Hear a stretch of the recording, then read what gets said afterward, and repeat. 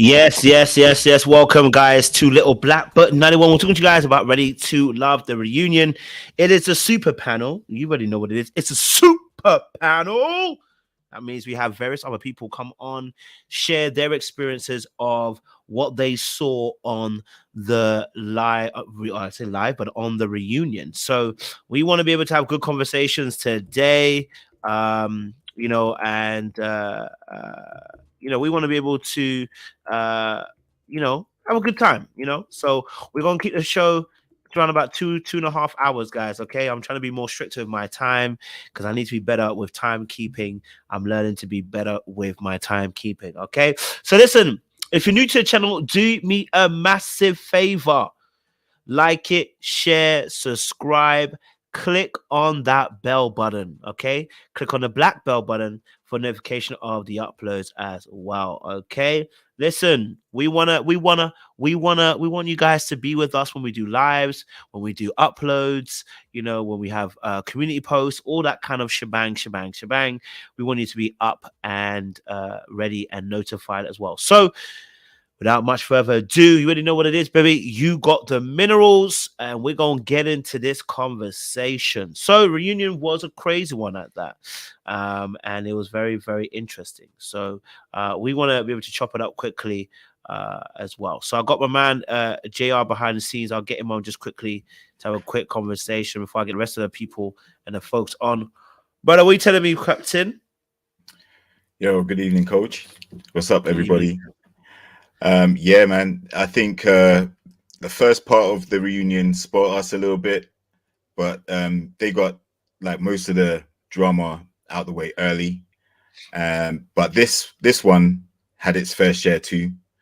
Got a little bit of depth to some of the triangles that we saw. And man, there was definitely a lot of tussling on this one too. So I thought this one was very interesting nonetheless, but not as good as the first part. I hear that. Absolutely. In terms of the quality there. What would you say was the most, what was the best part of the reunion anyway? What was the best part of the show for you in the last part two? Well, for me, the best part is actually seeing that some of the couples, are still together, even if it is loosely. They haven't put a title on it. So like Mercedes and Marc Anthony, they're obviously continuing to hang out. And, I thought they would choose each other, but obviously I understand the reasons why Mercedes didn't choose Marc Anthony, logistics. Blake and Suan, everybody said their relationship was boring, was fake. It wasn't going to work. We all know how Blake was done by some of the castmates, casting shade on him from pretty much the start all the way through. He was at the bottom every single elimination, pretty much. And who else? Oh, and we also got to see the status of Anthony and Cynthia, and they were a couple I thought would work as well, but obviously we'll get into that a bit more too. So those were the best parts for me, because I want to see couples actually be ready to love, or if and love looks different to many people. So I commend the couples that did still stay true to their choices even after the show the cameras stopped rolling. Yeah, man. And listen, let's start off strong, because you know what? I said I'm going to do 2.5 hours. I'm not going to waste time. So let's get into the first conversation, right? I want to talk about Marc Anthony and Mercedes, because I'm going to say it again. They smashing. They ain't nothing to do with a relationship right now. Well, and I said it. I called it out, and look, the show was slightly calling it out as well in terms of their relationship. She did this whole "I'm choosing me." It's all bullcrap. And I don't mean that in the worst way. I don't mean that in a mean way about Mercedes. It's not about she being a bad person or a bad choice. The reality is that also, and I want to take this into account. We live in a society where double standards exist, right?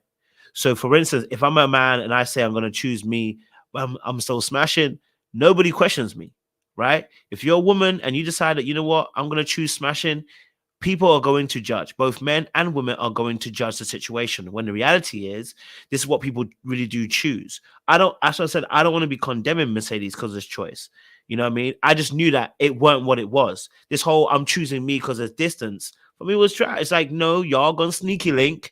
When he comes back from wherever he comes from, if you go and visit him in New York or he comes to where you are, it's going to be a sneaky link and y'all are going to enjoy it. And I'm not mad at it. You know what I mean? Some people have those kind of relationships. You know what I mean? So I'm not gonna be vexed at it. What's your thoughts? Yeah, I wasn't completely surprised that they're still linking, to be honest. And when she said that she chose herself, and gave the reasons, it made me think, after seeing bits of this reunion, I was like, okay, so supposing Mark Anthony was going to stay in Florida, supposing that never came up, would she have still chosen herself? Because being an air stewardess, she probably works 3 or 4 days straight and then has the rest of the week off to recuperate. So she's still going to be traveling. She's not going to be there a lot. And that's not going to be a stable relationship in terms of logistics, right? She's always going to be gone for most parts of the week. So for him, how is he going to form a relationship with her? And we also heard that his previous relationship was with an air stewardess. So, he's probably used to the type of scheduling that she would be bringing. So, like, I just got to respect the fact that she was honest and said she wasn't gonna do it. Did it make complete sense? No, for the reasons I just mentioned. Mark Anthony's already dated someone in that profession, so he obviously can handle it to a certain degree. And like, if he is going to New York or whatever, then I'm sure she might have times where she's over in New York for work. She's traveling a lot. So but in terms of the chemistry, it's been there from the start. It wasn't a toxic relationship between both of them. There wasn't the back and forths or the chipping away at people that we've seen with some of the other couples. And even when they were at the bridge and she chose herself, he didn't seem like it was going to be the end. Like, he wasn't, heartbroken or destroyed about it. And they hugged, they embraced, and they seemed pretty booed up on the couch. So you're right, they probably are still linking. In fact, I know they are still linking. But they just didn't want to put a name on what they're doing. That's what I got from it. They didn't want to give it an official title, like they're going together. Yeah, definitely. I definitely hear that because they were mad cozy on the couch, man. On the reunion, they were mad cozy on the couch, mad cozy behind the scenes. He was all lying up all over on her. You know what I mean? Talking about talking as they do. And then so for me, I think it was one of those weird things. I was like, this is one of those. It felt like one of those moments where it's a female empowerment moment, and it's like there's nothing to be empowered here. You choosing yourself. Is nothing empowering here. You know what I mean? And again, once more, like, people do this all the time. Like, Morgan did the exact same thing. It's like, you choosing you is for TV. Ain't got nothing to do with what you're actually really feeling, because y'all go be going back. You know what I mean? Y'all be dating a person straight after to see if it's gonna work. So my thing was, it's less of, I just wished it's like I was not celebrating when it happened. I think that's the point. That I was not celebrating at that point because it felt. And my thing was this, right? Here is why I felt like it was even more awkward. The conversation that Mark Anthony has on the reunion is what made it even more weird. Because when they asked him what's up with the thing, he couldn't even really properly explain it. And the way he did explain it made it sound like they're just smashing.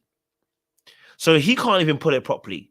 So it's like, you know what I mean? So this is why it just looks even worse. Rather, it should have been like, look, hey, y'all could have said yes. She could have said yes at the end of the show. And now on reunion, we're like, look, you know what? We've decided to come to a place where we're just going to be cool. And you could have still been smashing and would have never known. But now it's like done female empowerment. and then gone behind the scenes, and now we're like coming on to reunion, and it's like, so what's happened to you guys? Well, we're still kind of seeing where we are, and and he made it, and he definitely didn't describe it very well because it made it sound like they were smashing. Like there's no like, oh, we're seeing where we're going or we're working it out. No, it sounds like we smashing.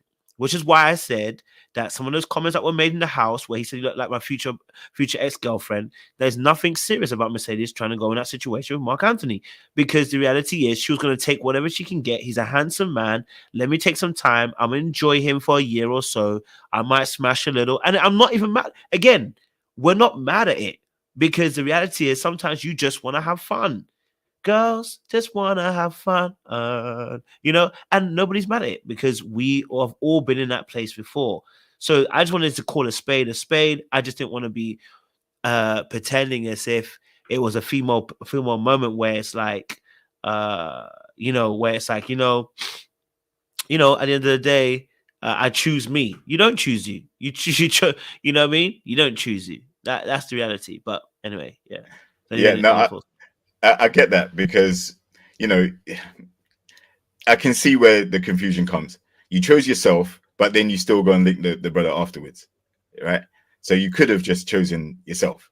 You could have just chosen Marc Anthony in that situation. And that's what you essentially were there to do. Like, you built a connection with someone, you made it all the way to the end. You could have easily said yes and then tried to figure out if it's going to work. They've obviously they've obviously made it work to some extent, because if you look at the socials, they posted up quite regularly together. Like and she definitely compliments him about being her man crush and thank you for being the guy that I met and all this other stuff. So it's definitely something going on. And I'm not mad either at them still linking or if they are smashing or dating or whatever they're doing, because at least they're doing it with each other. They're not running around doing it, spreading their love to other castmates. Right? They largely kept themselves to themselves. Even though Marc Anthony had a connection with Jeffrey, from what we know, it didn't go too far. And they're not talking as of the reunion, they hadn't spoken at all. And he was cool with that. So, at least they managed to keep each other watered in that department. I think Mercedes, she came across as a very bubbly person, so I can see why Marc Anthony would choose her over some of the more controversial characters that he had potential to date. So yeah, I'm not mad at it either. The connection is obviously strong enough to last after the show, which is longer than some of the others have. So yeah, hope it goes well for them. Definitely hear that, bro. Definitely hear that.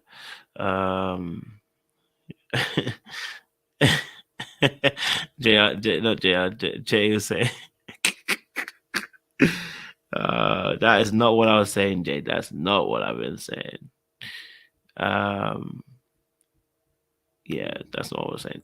All right, let's all right, let me yeah, so that I definitely see that part as well. How did you feel about Marc Anthony being accused of always supporting the men on this episode as well? Because that was a lot that was said there too about Marc Anthony, that he's supporting all the men.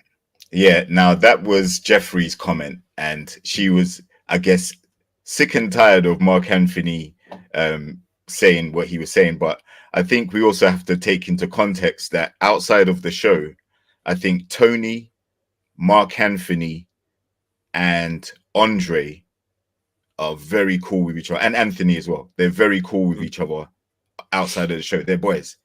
Marc Anthony and Tony are from New York, so they probably have a tighter friendship.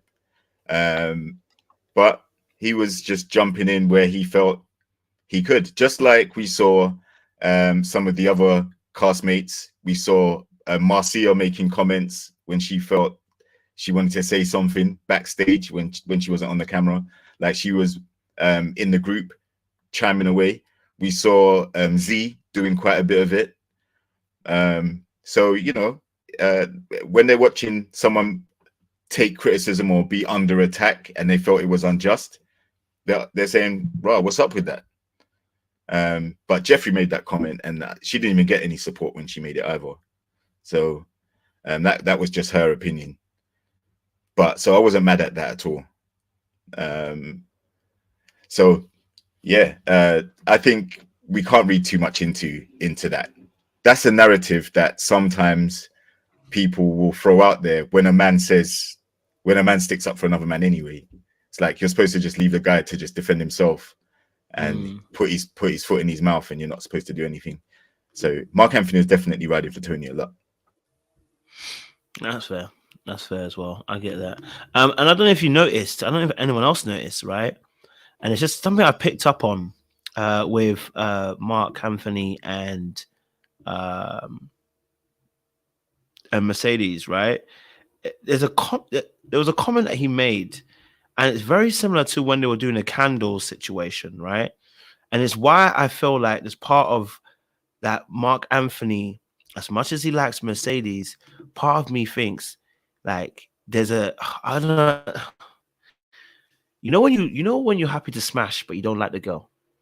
I'm just being deep today. Today I just want to free the realness for the game to people. I don't want to put on no bandages for some people. Okay. I want to keep it all the way real. Okay. All right.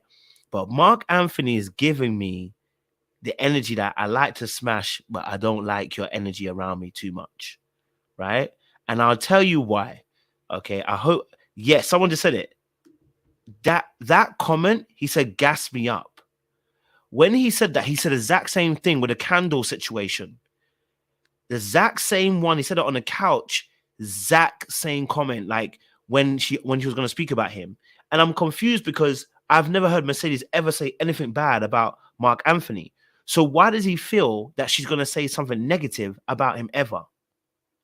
Do you know what I'm saying to you? So on 2 occasions when she's having to speak in front of her cohorts, why does he always have to preface it with say something nice or, gas me up and it just, for me, is giving, I don't really like you. It's giving you, it's giving, I don't really like you that much. You know what I'm saying? Like when I say don't like you that much, what I mean by that is I like you enough to smash, but not enough to spend my whole entire time with you. Like when you can, and I don't mean that, again, it sounds so crude, but I'm just talking about the realities of life, right? As men, we know, right? When there's certain women we can smash and we can be around. We can go out, we can chill, we'll catch drinks, we'll talk, we'll vibe with you. And there's some others where you smash and you're like, you know what? I can do about an hour. After that, I got things to do. You know what I mean? And it's not an indictment on the other person. It is not saying the other person is bad. It's saying that you just don't have that kind of energy. But maybe I'm wrong about that. Maybe he likes spending time with her. And maybe there's a deeper rooted issue as to, a deeper issue, aspect. Now, I know people are trying to explain to me what I know what gas me up means.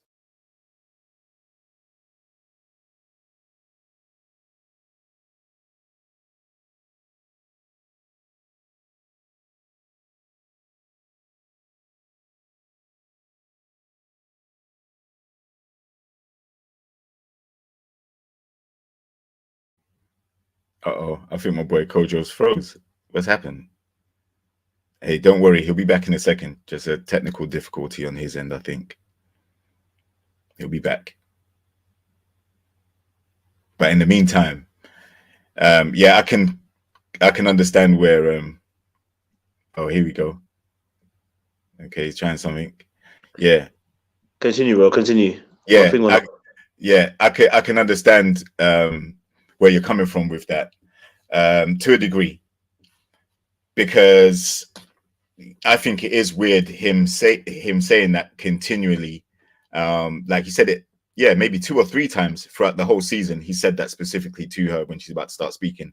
I'm not sure if that's a fear that some of the things, some of the behaviors he's seen from the other classmates, he thinks might rub off on her. Because when you listen to how some of the classmates have described the person that they chose or the person that they've had the connections with, they call them monsters.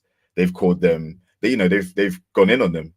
We've heard multiple times Tony and Blake be referred to as I want to say derogatory things by the people that they actually had the supposed connections with at one point. So that could be a tactic of Mark Anthony to make sure that whatever she says is going to be positive and edify him. So he's kind of preempting it.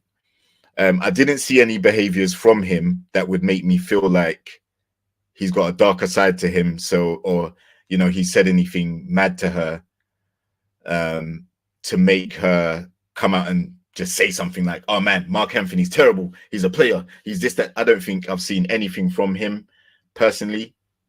So I just think it's a way of him getting kind of like what Andre likes, which is people to, talk him up, big him up. And Andre kind of likes that in the, he's a spiritual man. He's he's so perfect. He's the biblical husband. He likes that type of edification. And I think Mark Anthony was kind of asking for a version of that from Mercedes before she gives her take on their situation.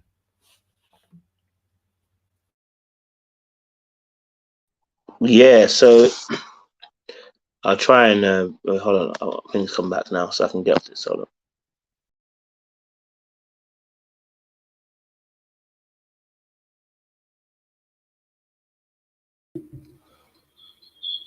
Ooh.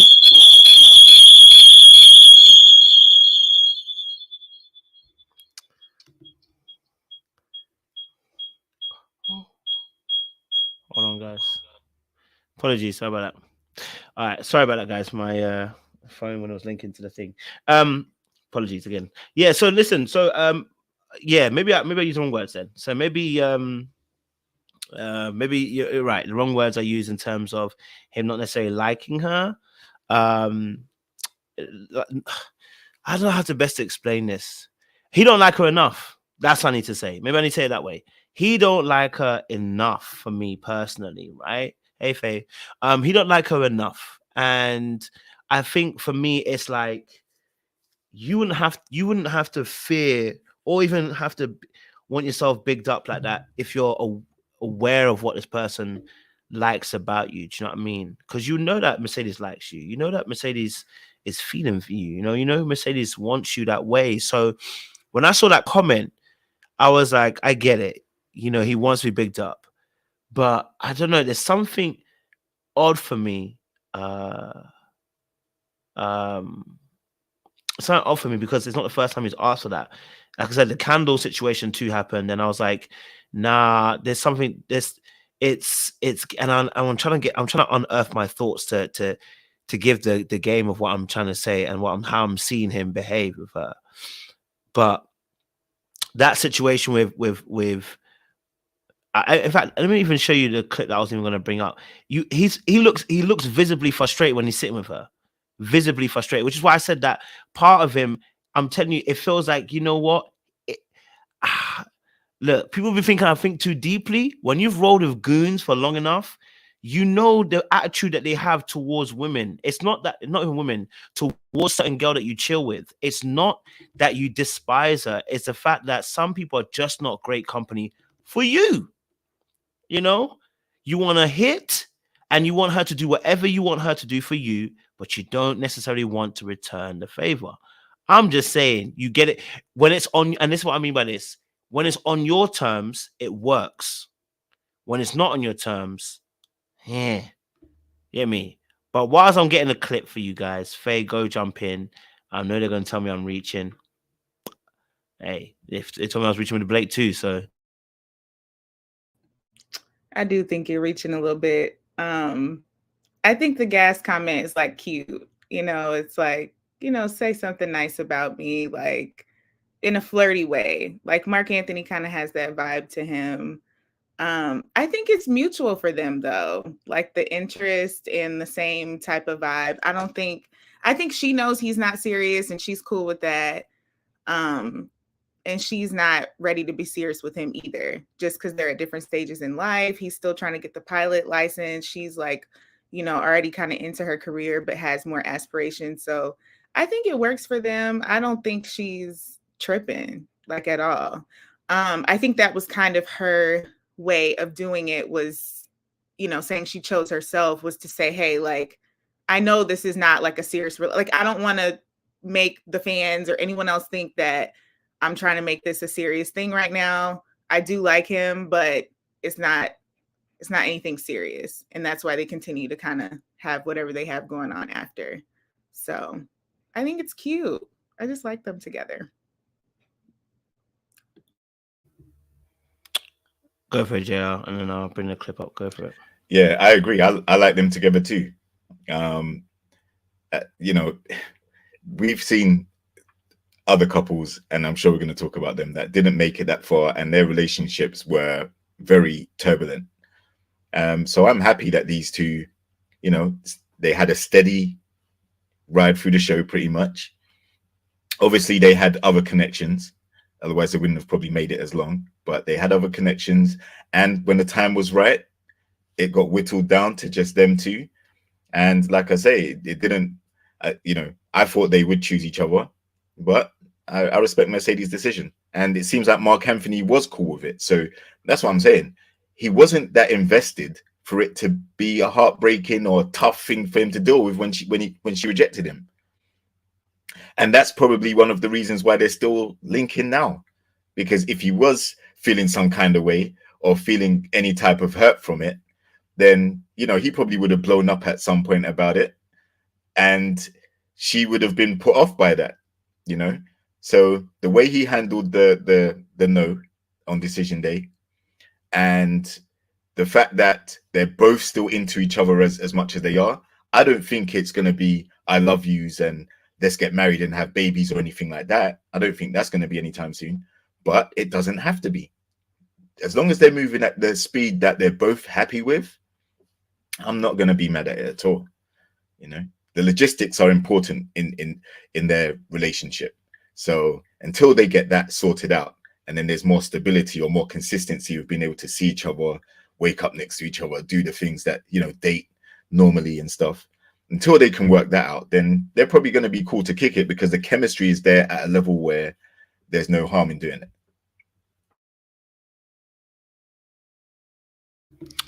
Yeah, no, I definitely hear you on that as well. So, I mean, again, once more, I don't think there's anything wrong with doing what they're doing. They should enjoy themselves. You know what I'm saying? As long as everybody knows what position they're in, okay. As long as everyone knows what position they're in, that's cool. As long as everybody knows where they stand, that's cool. As long as everybody believes that they are in control of their feelings, that's good. Okay, so if Mercedes has no stake in this situation, I'm gonna say it again, which I said a few weeks ago. If Mercedes has no real stake in this situation, then go for it. But if you know you got a bigger stake in this, meaning your heart is in this bigger than you actually is, I'm gonna say there's gonna be some issues down the line because you're gonna catch some feelings and you're gonna feel some type of way. So as long as she's cool, as long as she likes she's able to control her emotions and control her stakes in the situation, albeit go for it. Okay, so and I know some people are saying that it's the New York way for Marc Anthony to behave. And I said, okay, if cool, if that's the culture, then maybe there's a cultural aspect in it, and I have to take that into account. I just think he never looks happy when he's around her. Whenever I see him on the couch, not around her ever, I'm talking about the fact that twice when I've seen him when she's about to start speaking, he doesn't look happy. It's like, I don't know what maybe it's a New York way again. Maybe it's a New York way. You have to stay real cool and chill, and you know, you can't show too much energy. So, you know, I'll take that into account. But he did not look happy. And I'm taking into account there's more than one occasion. So I'm not just talking about this occasion on the thing. I'm talking also as well. That candle situation was the exact same thing. Like when she was about to start talking, his facial expression was like, and I was looking at him like, bro, are you vexed at her? Or like, is she meant to say something that you meant to say? Look, no, I don't know. You know what I mean? So something about it, something about it's feeling a bit weird. You know what I'm saying? But like I said, you know, it may just be me. You know what I mean? I'll put the clip. It's innocuous, but I'm adding it to the fact that I saw the part with the candle situation last time around. Hopefully my internet don't kick me out again because my internet be moving very wild. Action with Mercedes got stronger. As much as I like Jeffrey, Mercedes is a fantastic woman also. Well, you know, through this process, it's been difficult. Boy, I don't need this part, boy. They are way behind where I wanted to be. Hold on, let me try and get this a little bit further along. Because it's around about 33.50. Okay, here we go. Entire process. So yeah, it was difficult for me. You're talking to these wonderful women. Mercedes, what was it that made it your connection with Marc Anthony go from, just getting stronger and stronger? Yeah, gas me up real quick. Oh gosh, no, I honestly, and I use the same words, it was natural, it's organic. Like, I think that we have this friendship element where if you strip off everything, when you took us out.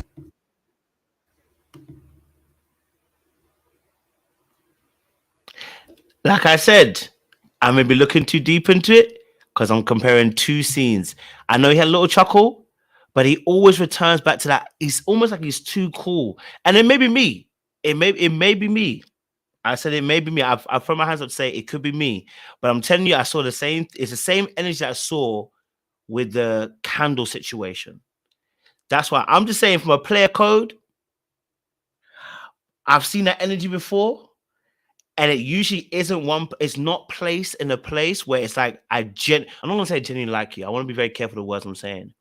The consideration in terms of levels of how much I like you to how much you like me are not on the same level. And that's the thing I think that's the energy I'm reading. And maybe I'm reading too much into it. Maybe I'm going to say that. I can always hold that open in space. I'm going to tell you again, though. I think I'm going to say it again.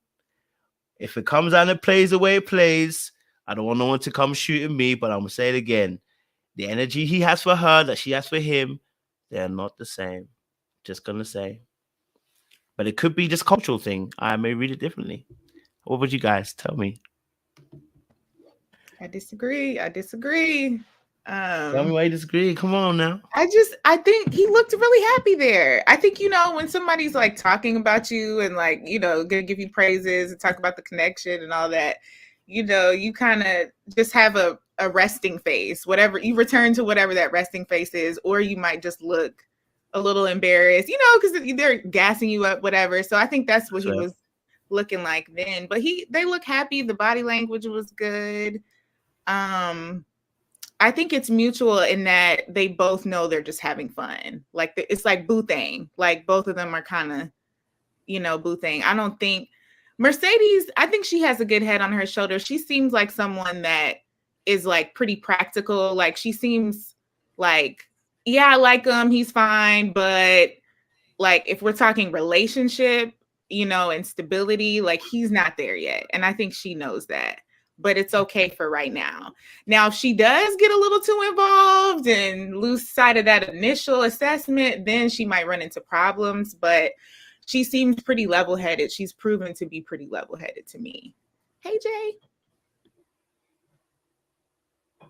Go for it, Joe. Yeah, I mean, I looked very hard at those clips, Coach, and I didn't see a grumpy guy, to be fair. I think Marc Anthony is like, his personality comes across as quite cool, laid back. I think we also have to take into context the fact that they both said that their connection is organic. So it's effortless. He doesn't need to be elaborate and be overly smiley or happy. He already knows he's found his person on the show. Like the person that he connected with, he's happy. He doesn't have to worry about any of the other guys with Mercedes. Like he's quite relaxed and confident that that's who he's gonna chill with for the next foreseeable future, right? So I didn't get that, but I would also say that Mercedes comes across as quite a bubbly, friendly person. So when Marc Anthony's personality and her personality are next to each other, she's obviously going to be a bubbly self, and that might lead to you thinking, okay, yeah, well, he's not really into it because he's not matching her energy.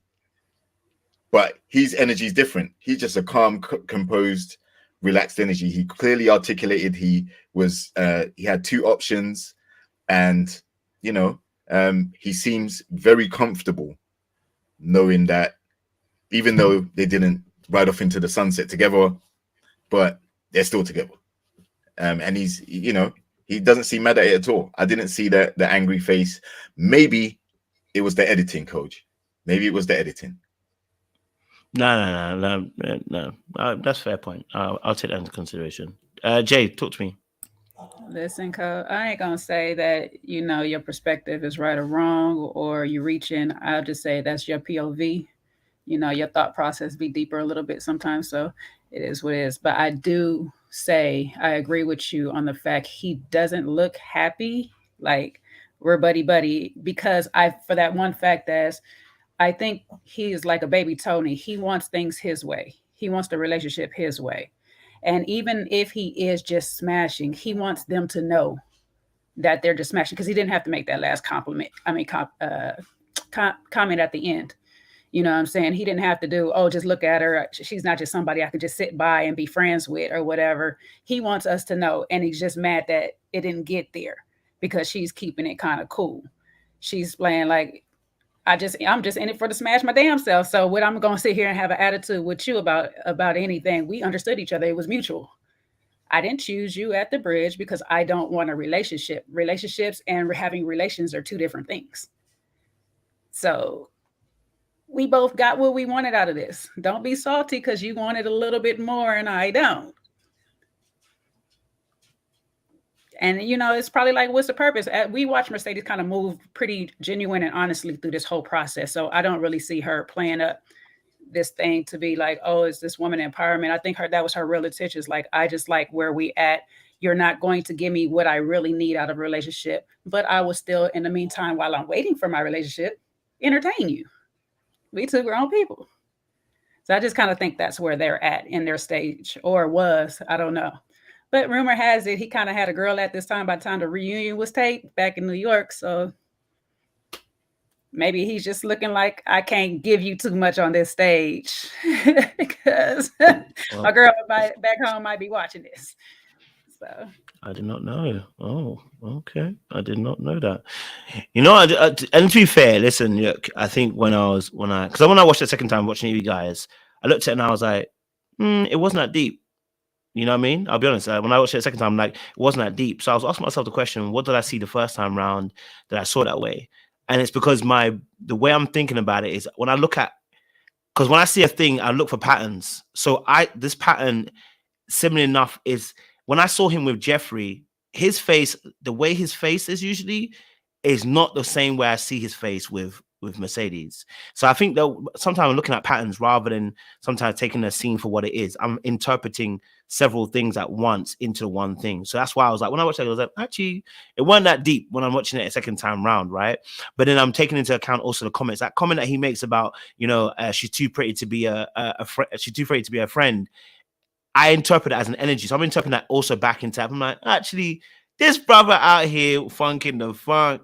I'm like, yo, he wants her to bigger up. Like, if I know people are saying it's a cultural thing and it may be a New York thing, but I'm looking, I'm going, that the way he does it in a particular way, and again, it may be a cultural thing, it tinges me that there's some player ways in there. Do you know what I mean? I don't know. There's definitely player ways because that's why I said him and Tony is like the same. He like a little brother to Tony, if you really look at it, and they both from New York. So it probably is a cultural thing of how they act, but Tony is a bit more covert, but he be wanting the same thing out of Morgan. That's why he do. His thing is more on that toxic energy, that let's fight each other energy thing. And Marc Anthony is praise me.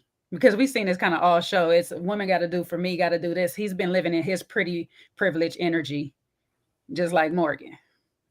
So, he's been getting away with his stuff on his end. And it's been low-key covert because he's like charming people when he does it. Oh, big me up, do this or whatever, make me feel good. And it's kind of like that frat boy energy. I got to show off for my boys. So if the girls is back there saying, when you going to stand up for a girl? He's definitely a guy's guy. He's going to ride for the boys. It's going to be bros over O's, but it's like in this process, I'm usually the pretty one in my group. So look how I work. This is my attention. So him and Tony competing for, pretty much all the girls on the damn show. He looking up to Tony and trying to be like him.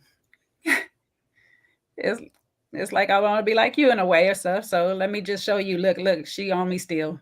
This one still want me too. Look.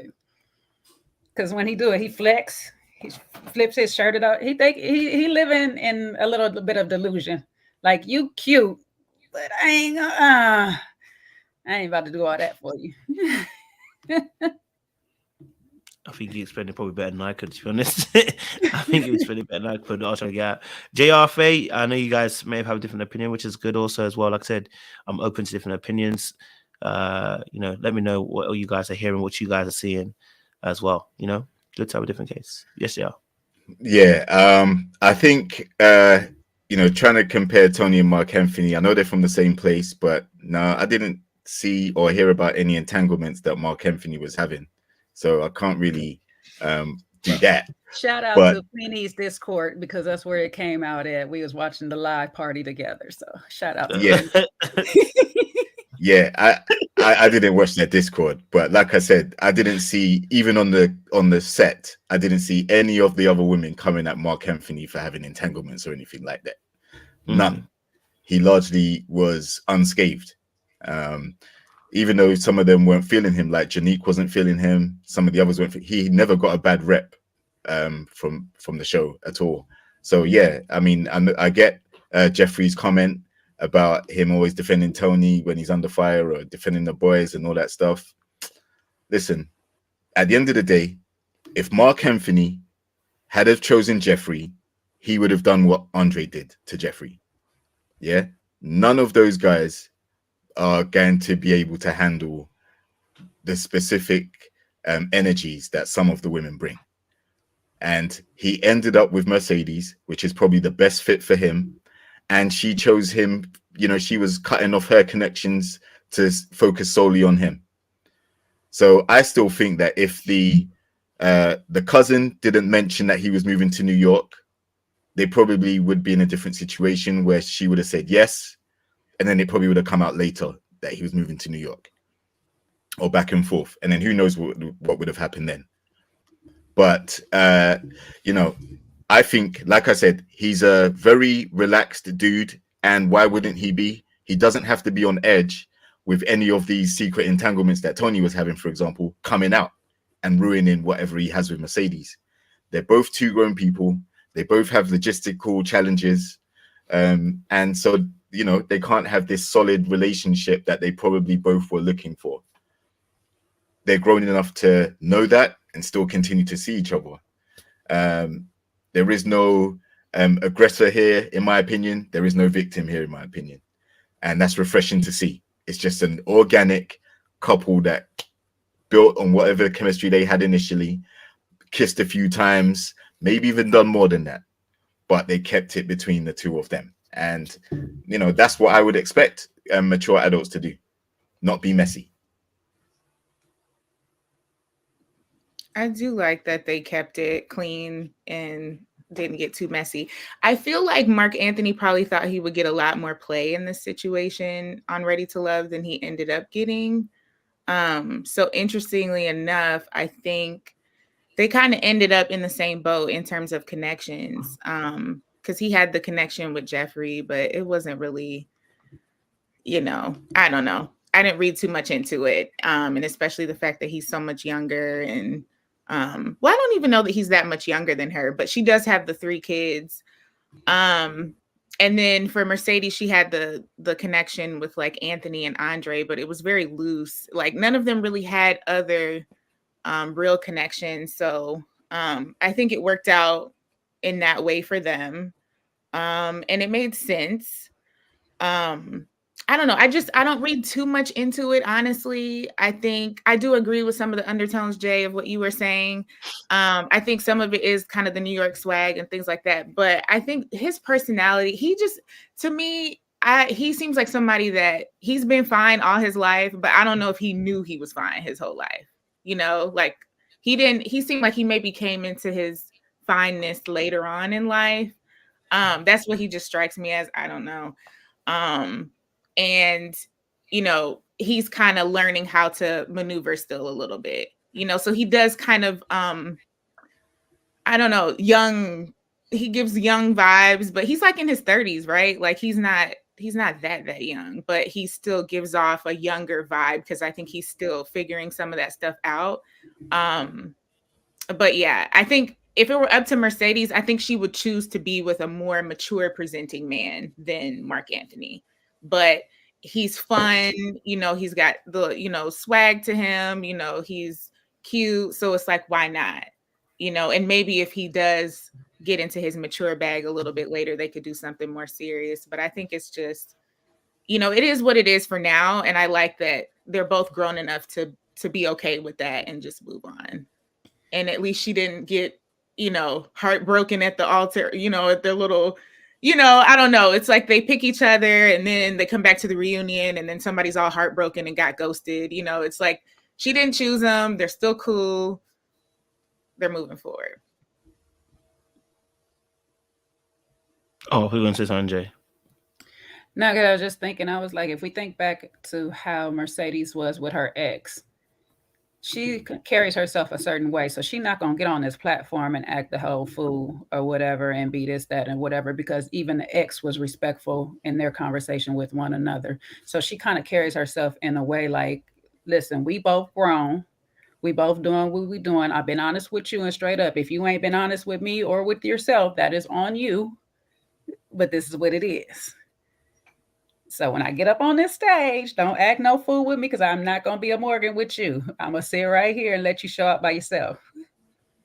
And Marc Anthony is just too cool to just like step out of that, to be out of character. He's not going to pull a Tony for us in that regard. He's not going to do all the extras and all that. He's just going to be like, you know what? Because he at the end of the day, he's still a player in his head. So he's like, I need to be able to pull people and I don't need to seem like I'm unhinged. So... like we say, it's two mature people just knowing who they are and what they got going on, and it is what it is. And so that's why we didn't get much drama out of these two amongst like other people on the cast. Yeah, and again, I just want to reiterate, I'm not even saying Marc Anthony's bad. Okay, so don't think I'm saying Marc Anthony. I'm not even saying he's toxic. I'm not even saying that at all. I just think he's a sweet science when it comes to playing the game, and I think. Just coming from, and again, maybe this is just me showing again my dark self, just kind of seeing things. I didn't see it all the way until the conversation with the sister, that the darkness of Marc Anthony came out. I was like, oh no, he's not just a sweet boy that plays a game. No, he lacks control. He really does. Because when they were asking him about how he wants it done, he said, listen, when I say it goes. I said, oh, no, he's darker than I thought. I thought he was a little bit light with a little bit of cream on top. But Kojo, when you in the dark arts and you have there's certain levels that you play, and there's certain characters that play their level, and they have their strengths. Some people's strength is I control my situations. As long as I'm in control of my situations, I know how to maneuver my situations. Other people know how to play in the shadows. Other people. So it's like when you on a certain level of dark arts, you do have to kind of be in control of your players. Like I can't just have y'all running around doing whatever y'all want to do. So yeah, I agree with you. He definitely needs control. And that's why I was like, okay.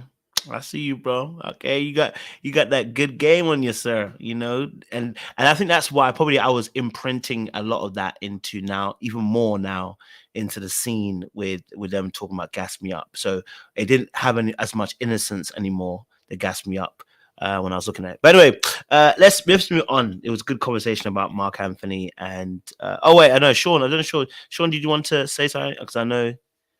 You got to get your 2 pence in there. I don't know if he's alive in there. Go for it, Cap. Yeah, you're doing a little bit too much talking about Mercedes, so I'm gonna have to come in and fill my cape on, but it's gonna be a light one. I just got my sheet right now. It's just a light sheet. So, absolutely. I think that. They definitely have a connection. So I'm not going to speak on what they're doing or what they're not doing. But what I will do is I'm going to let Mercedes speak for herself because, I told her, I don't want to be advocate Sean out here for you. I want you to speak for yourself. So just stay tuned. That's what you told her, Sean? Mercedes will be speaking for herself and be able to answer any questions or, clear up any rumors. Sean is a PR now. It's PR Sean now. Yo, that cape is around his neck so tight. I don't know what's going on. Circulation's been lost to his brain. So clearly yeah, we've lost Sean. He's passed on to another life. All right, cool. Let's talk about another person on the show. Let's talk about Cynthia and Anthony, because their situation just looked horrible. I can't lie to you. It looked horrible. Like now it may have been a dress. Apparently, I've been getting comments. It might have been a dress malfunction as to why she may have been seated that way. So I want to also be open that it may be that as well. That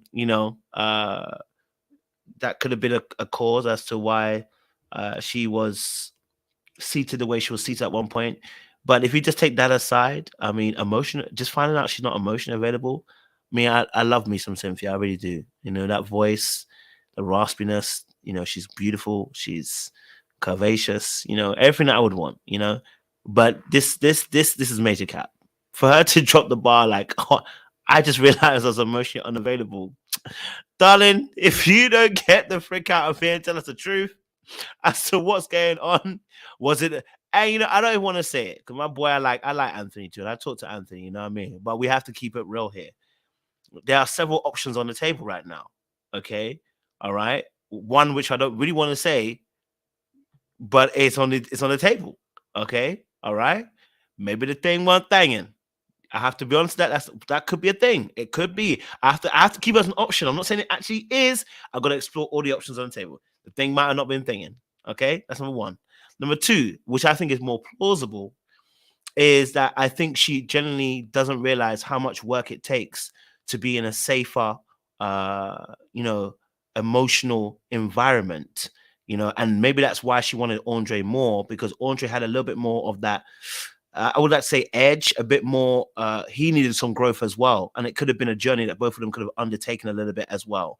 Whereas with Anthony, it quote unquote, seems like he's got his shit together, is well-rounded, and doesn't take much of that mess, even though he's not very loud about it. He doesn't take that mess. And I think maybe that might have been an environment that was very difficult as well. So, that could have been a plausible reason why she said emotionally unavailable.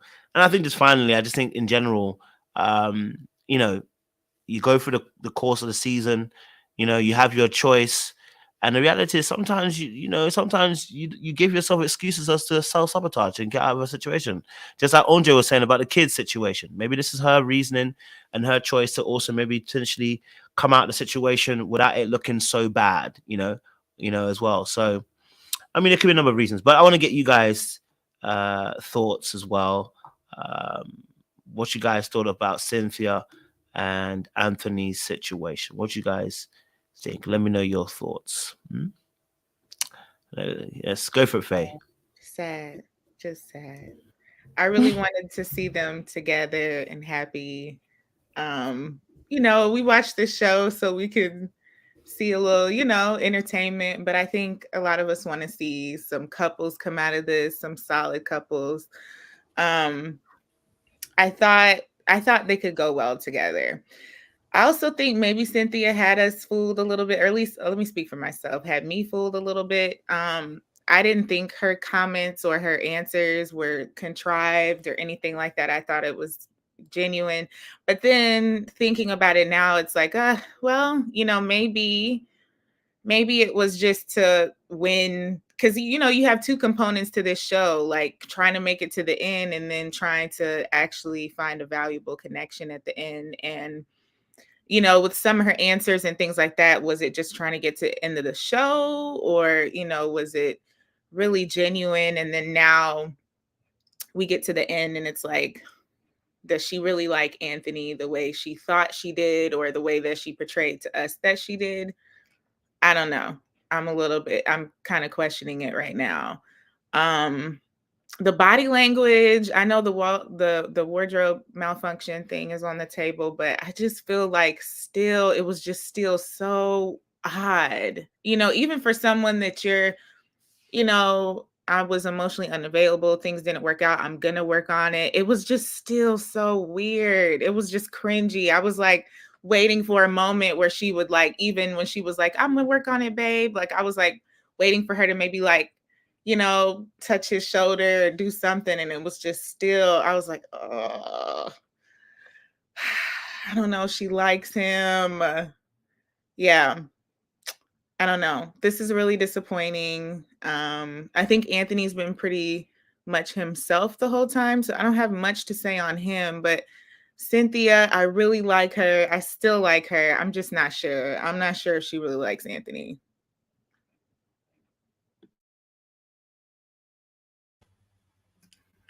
Yeah, I was a bit confused because the having her back towards him kind of gave me the impression that something went down and they're no longer connecting or interested in each other. And there was a little gap, a little distance between them as well, when they were sitting on the couch. If it was a wardrobe malfunction and they were trying to protect her modesty, they could have had Anthony sitting on the other side where she's still facing him rather than having her back towards him. So I'm not sure if I completely believe that. And there's a whole wardrobe department there. So if she did have a wardrobe malfunction during one of the breaks, she could have changed into a different outfit. So I don't know if I believe that. I can only go by what she actually said, which was that she felt like she needed to take some time out and work on herself more before she could get back into a relationship type situation with him. I'm not mad at that because that might be exactly what she feels she needs. I'm not gonna second guess what she says and how she says she felt. And Anthony seemed cool with it. So I think there may have been an instance or something that took place in the relationship where she realized that she needed to check herself at a point and then check herself out in order to continue to build something with him if it's going to happen. Anthony has pretty much been the same way throughout. He didn't have a connection with Sue-Ann despite wanting one. He took it on the chin, moved on. He tried with Mercedes also. That didn't work. So I think Cynthia was the better match for him. I also have to say, and I don't mean to be rude or anything to anybody out there, so this is a caveat before I say it, but I'm not sure if Cynthia is used to dating the type of guy that Anthony is. I think based on what we saw with her ex, that relationship lasted about 12 years and produced 2 kids. So she's still fairly young to have a 12-year relationship, and now she must be fresh out of that into the dating scene. So I'm not sure how many opportunities she's had to date somebody who's got a top profession like that, a demanding profession like that, and pretty much set up and has a kid as well. So I'm only going by what I see. So I think there may have been a bit of realization like, okay, I need to level up a bit more so I can be the type of woman that he wants to, be with, go to galas with or dinner dates with. He can take her to different locations and stuff where she probably hasn't, been, based on the fact that he's quite a solid guy. He doesn't strike me as a hood guy or someone that's flashy with jewels or a hothead like we saw her baby father was on the show when he came on. So I just think that after a bit of self-realization, she thought, okay, the type of man that this guy is, she's going to need to probably work on herself a little bit more. And the reason why I also come to that conclusion is because her first date with Andre, when they were painting and she broke down, she expressed about how she's been feeling some type of trauma based on what she's been through in relationships. And that bonded her to Andre. Maybe she had that conversation with Anthony at a different time. But for some people, it may be harder to overcome those previous experiences than others. So I think she was being very proprioceptive, very aware that she may not be ready for the type of relationship that she's maybe looking for at the time. Yeah, JR, I agree with you on that point of not being ready for Andre. The question Kojo will have to ask her later on this week when he interview her is, or we'll find out when Kojo, because we already know Kojo going to go through the background. What is the time frame of her dating her kid's father and the difference with the time of being on this show? Because if she hadn't had little to much time in the dating world, she doesn't know how to transition from what she's been used to. And all she's been used to is pretty much him. So if they had a certain energy that was always in the relationship, that's what she's used to. And we already see when we seen them in comparison, Anthony is not that energy. Anthony is more calm, laid back. And even she kind of hint to it that when we got to our heated moments, our conflicting moments, it was, she put it more a little bit, the ownership was a little bit on her and her behavior. Not so much nothing that Anthony is doing wrong. It was more so she wasn't projecting herself in a better way to deal with that type of man, which is a laid back, calm energy. And this does happen because I have a friend that it has happened too. When she got with her new husband, he has to calm her down. Hey, I'm not that old relationship. So bring it in, you know? And so they just, sometimes we get so complacent in the one thing that we know that we carry that around to every relationship that we go to until somebody say, you know what, you need to break this habit because this is what's setting you back in the dating world. And we don't see it. And it's a good thing that she actually recognizes and say she wants to work on it. Now, do she really want to work on it for Anthony? That I don't know. You know, because that back was turned kind of hard. Now, I ain't going to admit, I kind of was like, maybe she had this back so we could see the back of the dress because I didn't know the back was all out like that. And it was like, you know, and maybe she want him to see her back too. Maybe he's like, yeah, you got a sexy back. Maybe, I don't really know. But she couldn't even turn to look at him. Even when she was like, I'm working on it for you, babe, that was like a little bit of a, you get the shoulder eye, side eye view. That's all you're going to get. So I was just like, whoa.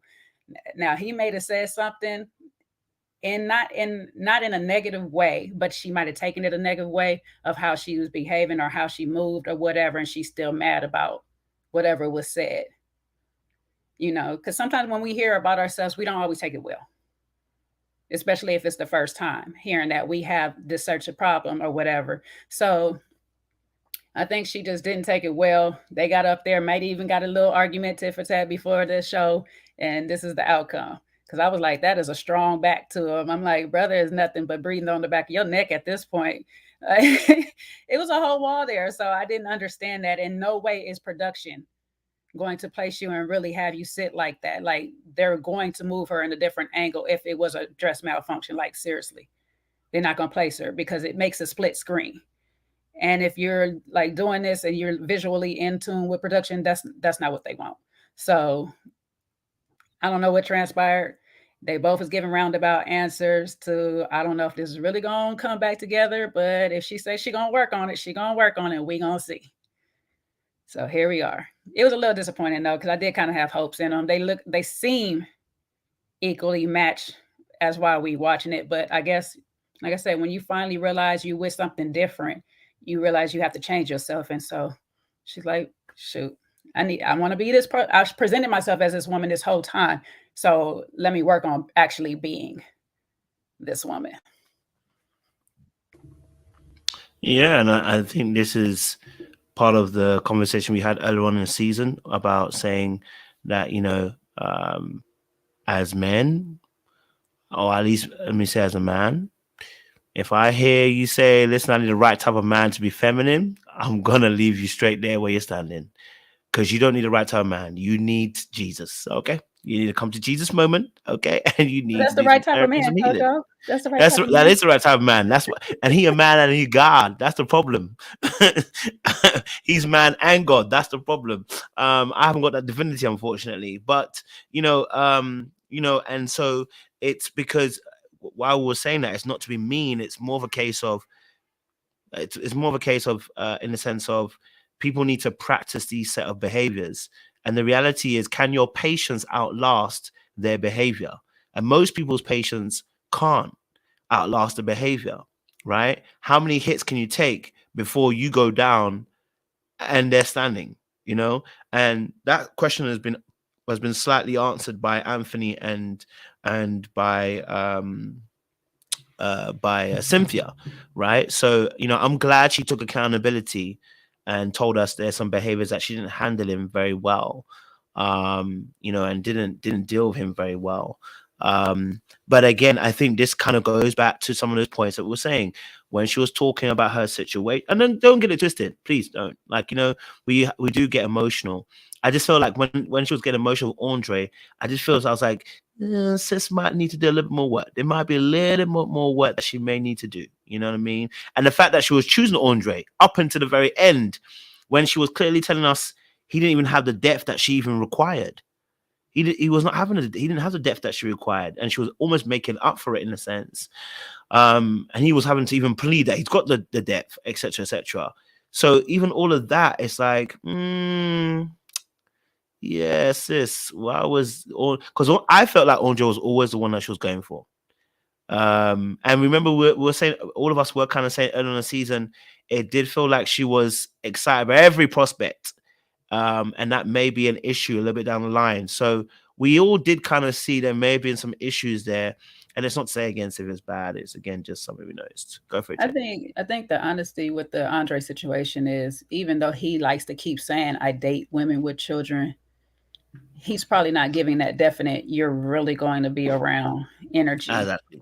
And that's probably why she didn't go there. She probably, I mean, I don't doubt that she did like him a lot and want him more than Anthony, you know, but I think she just chose what she thought would be best. And she probably thought she can handle his energy on a regular basis. But, you know, sometimes you got to get with certain people to realize I need to work on myself. And so that's what that was. It was just God's placement and putting Anthony in her life for her to realize there's some parts of me I still need to work on to finish my healing journey, because this person is a little bit more healed than me. And Anthony is a little bit more healed. He's just like, I'm not about to go for this. My energy is just not about to go for no BS.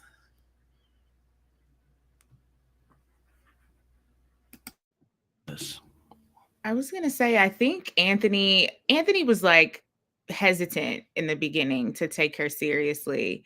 And he's probably like, I should have went with my gut instinct, you know, because it took him a while to really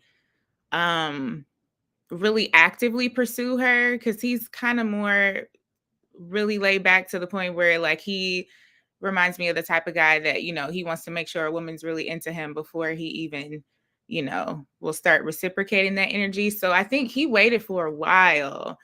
And I think she kept showing him like, you know, hey, like, I'm really wanting this. I'm really going for this. And then he finally like stepped up. He did the little, you know, the little kiss out of the water or whatever. So I don't know. On his end, I could see where he's probably really disappointed right now, because it's like, you presented to me like you're really ready for this, but you're not. And I don't know if she, like, I don't know. It almost seems like she wants to be someone different than who she is. Like, she almost came onto the show maybe for a fresh start. Like, let me try to start dating different people. Like, let me just get out of whatever. And like, you know, she wasn't there yet. You know, she thought that being on the show would get her there, and maybe it just didn't, is kind of what it's giving to. Because I think she seems like a genuine person, just from what we can see on TV. So I think, I want to say her intentions were in the right place, and that she just thought she was more, you know, ready for something that she actually wasn't. Because Anthony's body language too wasn't very comforting. Like, he had some moments where he could have been like, okay, babe, like, you're working on it, it's okay. But he was just kind of like, you know, yeah, you got some things to work on. If you want to do it, you'll do it. Like, he didn't look very he didn't look like he was having it too much. And I do appreciate that about him. I think he's someone that just really knows what he wants. Him and Blake, I think, are the two guys on the show that really just know what they want, and they're very unapologetic about it. And I respect that. So I do appreciate that he is someone who knows what he wants. But Yeah, I would say that's the biggest disappointment. I was looking forward to something more between them. But maybe we were forcing it, and it just really wasn't really there from the start. Because sometimes you want better for someone and they want better for themselves, but they just aren't ready. And, they were put in the same vicinity, but it just wasn't gonna happen. So it is what it is. But yeah, that's all I have to say. Yeah, I mean, I think there's a lot that can be said about her having her back to him, because if you're breaking down body language, we just talked about Mercedes and Mark Anthony. They seem pretty close, hugged up and everything on the scenes that they were. And we had, people can analyze that. With Anthony and Cynthia, then if you look at their body language, it looks completely cold. Like, there's no way he would want to be sitting there if they were still booed up or on good terms. There's no way he would be happy with just staring in the back of her headpiece while she's talking to everybody, right? So her giving him the back was that could definitely be something. But when I go by the way she coyly looked over her shoulder and alluded to the fact that, they've been good. It's just that she needs to work on herself. And then the way he said, he kind of reaffirmed her by saying, yeah, he's cool with it. She's going to take time. He has to respect that decision. He didn't seem pissed to me. But if she had have got Andre as her, ended up with Andre, I'm telling you, Andre would have done the same thing that he did with Jeffrey. It wouldn't have been for the same reasons, because obviously her child's father is present, but he doesn't like the child's father. So the kids will be a reason for him to cut out and dip. So she's found someone in Anthony who has a child of his own. So they're aligned in that respect. And Anthony doesn't seem like the type of guy that's going to cut and run. I haven't seen that from him. He seems like quite a solid, stable guy. That's why some people think he's boring or disingenuous. He doesn't have that toxicity, that passion, that, oh, you're my woman. He doesn't have that in him from what we've seen. So as stoic as he is, I have to feel like he's got a serious profession. So maybe he's being a bit solid because he knows that he's got to go back to his job. And in his field, he probably can't act a fool. And I don't think that's him anyway. And Cynthia, like I said, I have to give her kudos because it takes a lot of self-reflection. It takes a lot of strength to realize that you have a flaw that you need to work on in the first place.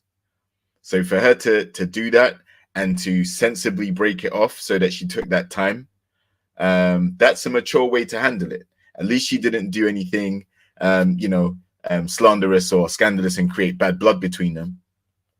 Like they had a discussion, a conversation, and they've mutually agreed that it's the best thing to do. So I can't be mad at that.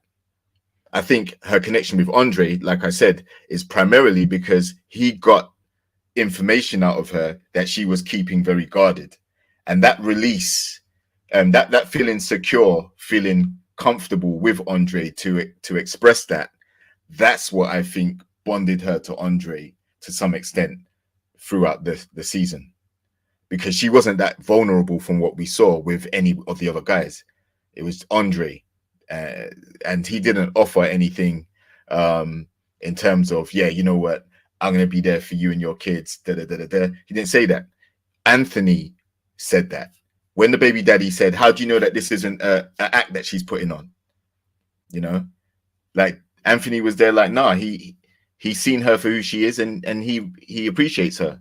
When the baby father said, oh, you know what, well, how are you going to deal with the kids and you're going to have to deal with me, something to that effect. Anthony said, listen, I'm leaving now, but here, take my number. Me and you can talk, because I'm still going to be dealing with her regardless of what you say.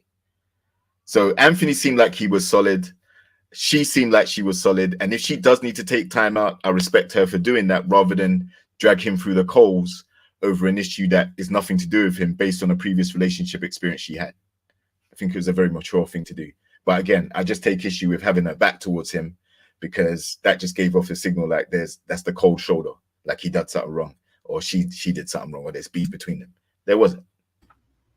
Can we speak on why Andre was so excited? Oh, damn, I froze. But why he was so excited, and during that whole segment, he had the biggest smile on his face. I'll be back because obviously my camera froze.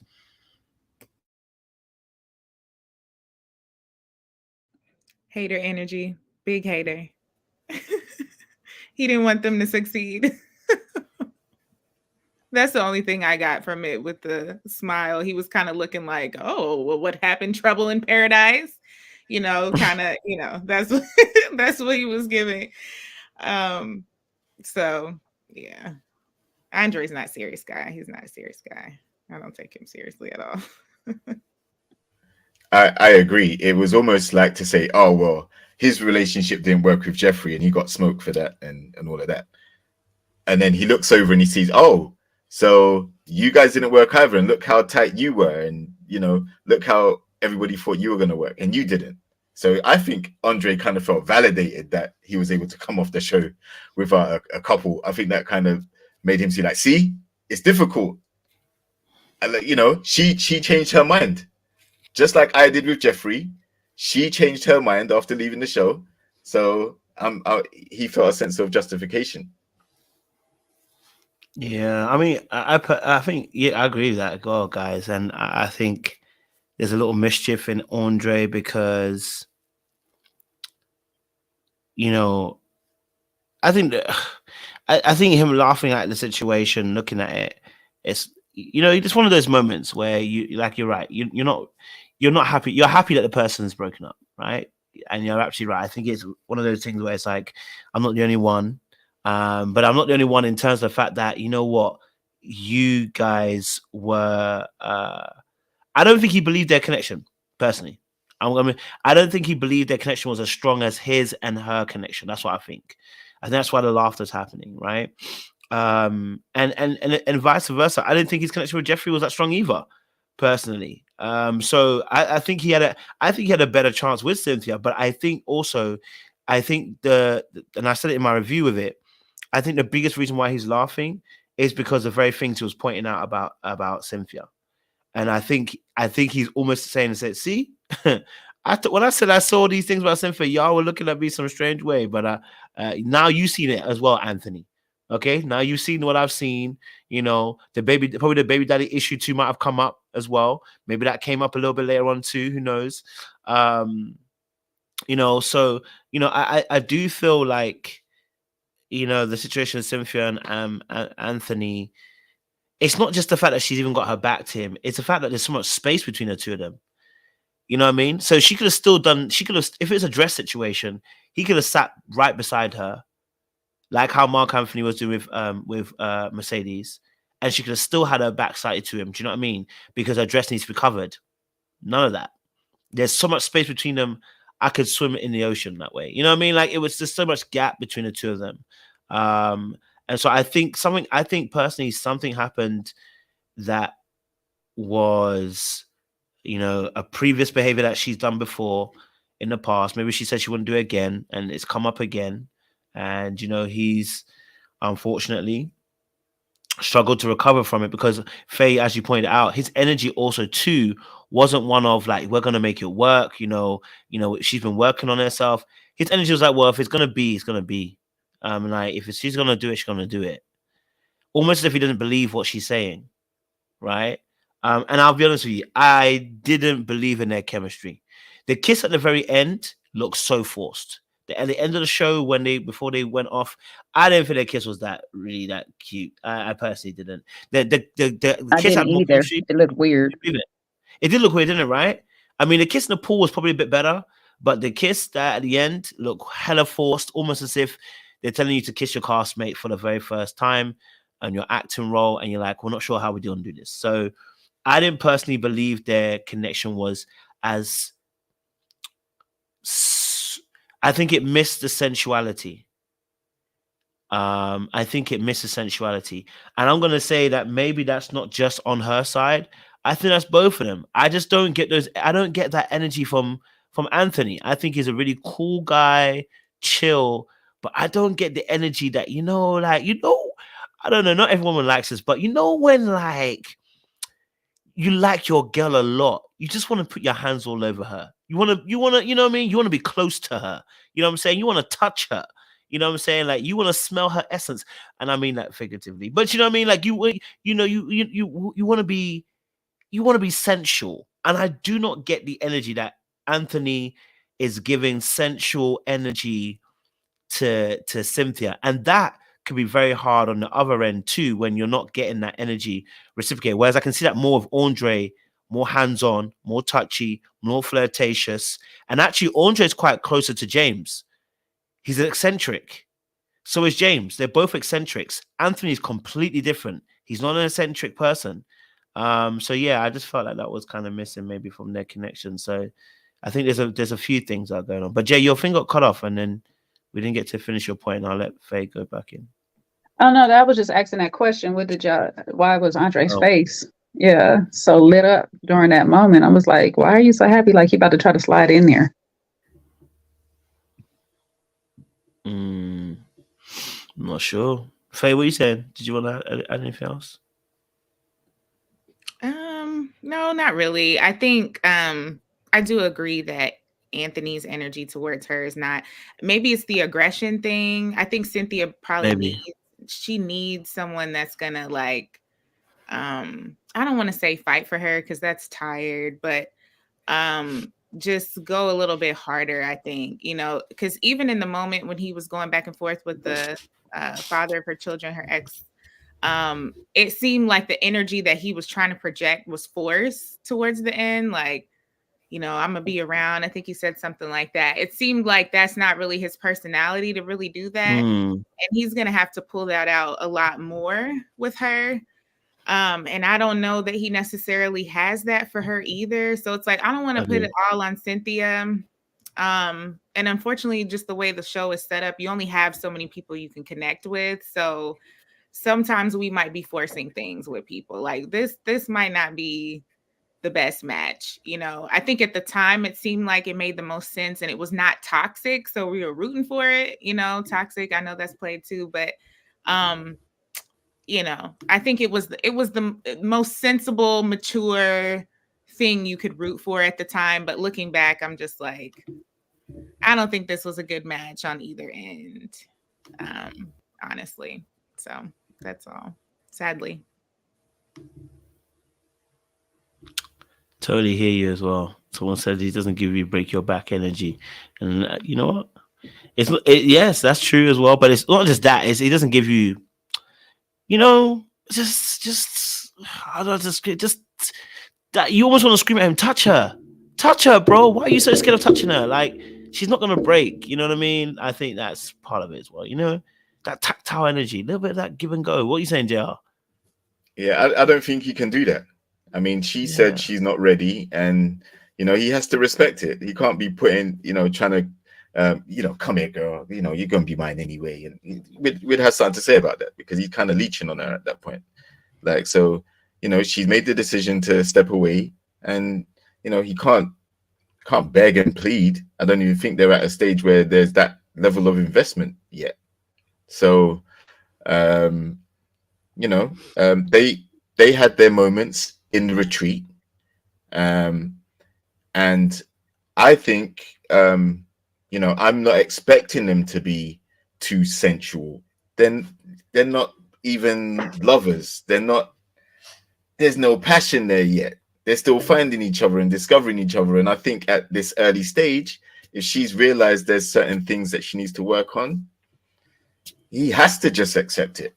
He has to just keep it pushing. You can't make a fuss about it because they haven't been together that long.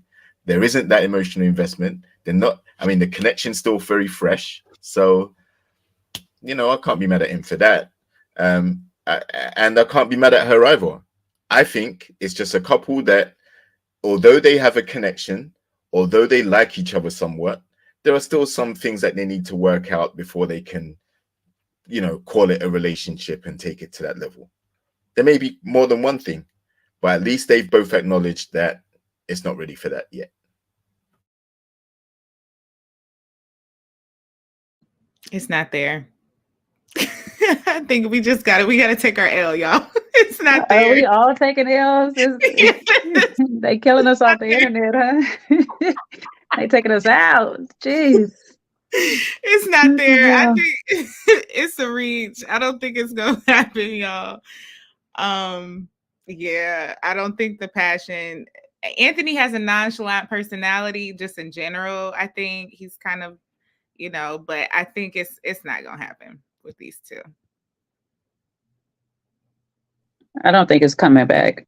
That energy gave me, I'm not really working to come back. I'm gonna work on it, but not for you.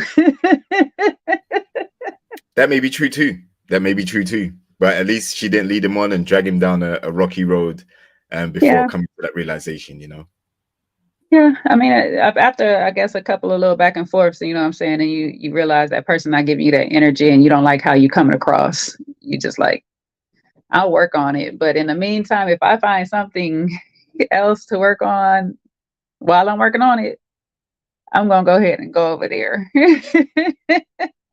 Because if I can find somebody with your energy, but more of whatever else I like, I'm gonna go for it.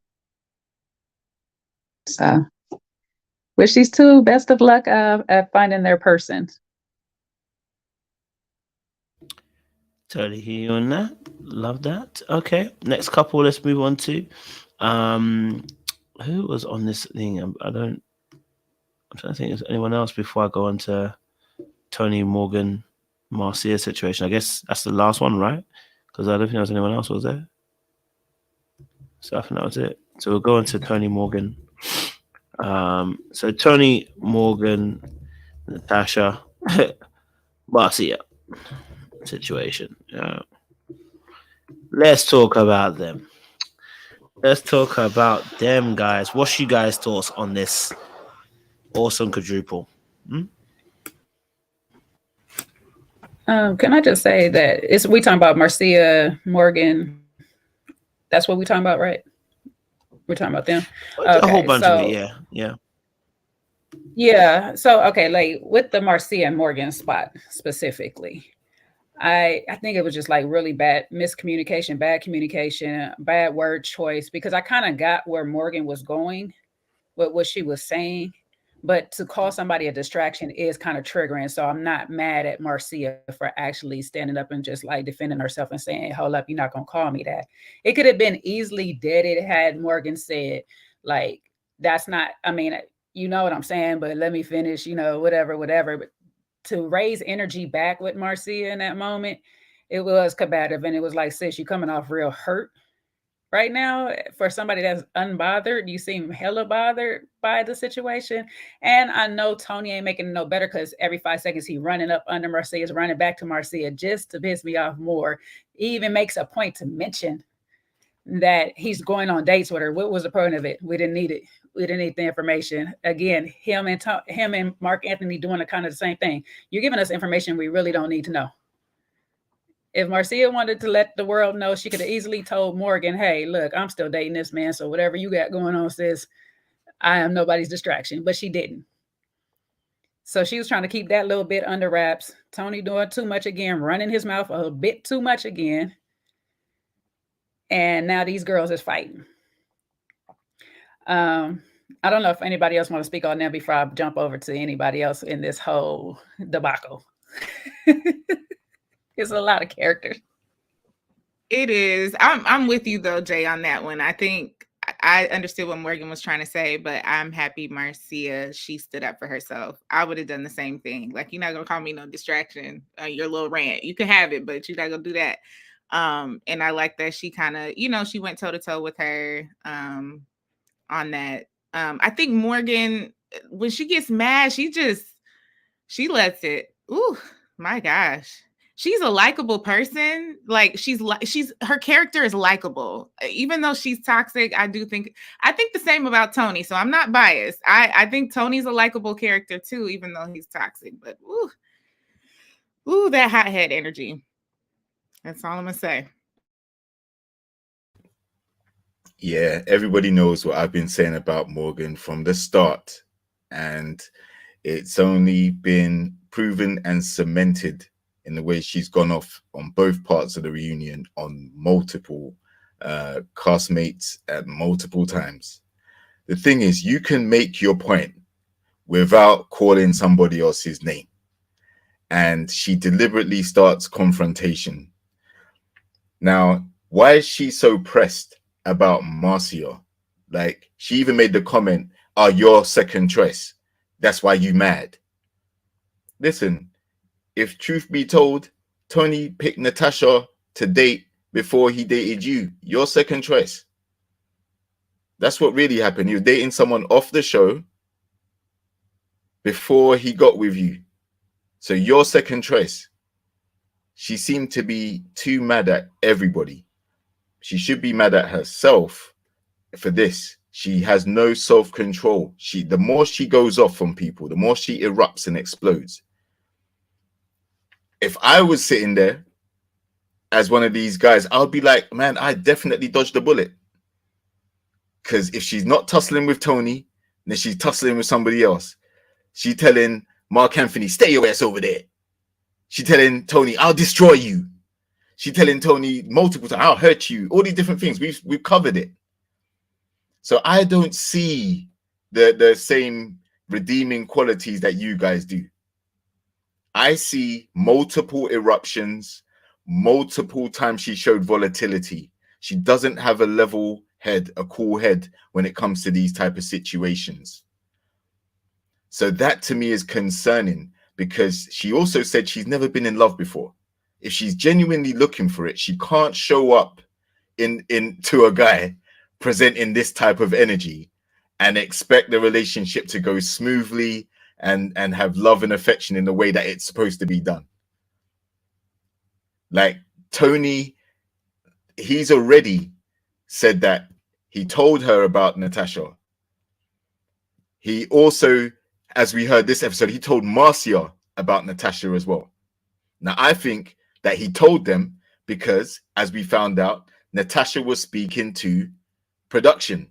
So he didn't want either Natasha to be messy and come out and tell the girls before he did, or production to let it slip. So he got there first and ate it before he got outed. Now, if Morgan knew that he was linking Natasha, she also knew that he was keeping Marcia around or had an interest in Marcia as well, right? Then she's complicit in this madness, because she could have stepped away and said, "Nah, you got too much going on. From when you're dating Natasha, nah, I'm out. From when you're dating Natasha and you said you would rather keep Marcia around than date me, nah, I'm out." She had two distinctive opportunities to leave, but she stayed so that she can be with him and then continuously be vengeful on him for the choices he made during the process, about him not doing actions that are unbecoming of a man and all these other things. Emasculation, always trying to shame him, right? So that must be quite frustrating to watch. And from Tony's side, I definitely think Tony is, everybody villainized Blake, but Tony, if we had known all of this from earlier on, he definitely should have been villainized, because you're on the show. How are you dating someone that's been eliminated? You already know that like, what are you doing? Eliminate yourself as well so you can date Natasha off camera. Why are you still staying in the process to date Marcia and Morgan if you already know that you're linking Natasha? So, like, that's player right there. And I don't know why, like, a sensible person will come on the show and do that. So Tony definitely deserves smoke. And Natasha, man, it seemed like she's trying to shame Tony as well, because not only was she talking to production, she's off the show, Why is she talking to production about what she did with Tony? So it seemed like she agreed to do something and keep it on the quiet. Then she decided at some point that she was going to try and out him. And he just got there first before she can do it. So I heard a little bitterness in that. And then she also tried to bring up a drinking problem. Like, she talking about, yeah, she was concerned that you got a drinking problem. Morgan ain't said nothing about no drinking problem. Marcia ain't said nothing about no drinking problem. So how is this relevant to what we're talking about? Nobody's talked about a drinking problem with Tony. He's a hothead. He doesn't like people trying to embarrass him, and he will give pushback. That's what we've seen. So Tony definitely deserves smoke because he needs to control himself better, and he also needs to make better choices. If you know you're feeling Marcia, who's the complete opposite energy of Morgan, focus on Marcia. When she left, why didn't you go behind her? If that's who you really wanted to be with. Why are you staying there with Morgan? To get heated and have back and forths and have arguments all the time. You know, and as far as Morgan said, they haven't even slept together. Morgan said they have not even slept together during the time of the show. So where is this? What is bonding you to this person other than the madness that's happening between you two, the back and forths? So it's not healthy. So and I think also Marcia did the right thing. She's saying that okay, they had a connection, but she refused to date him at nighttime where things could possibly lead to something else. So I think that's a smart move on her part. Don't get involved like that. JR said,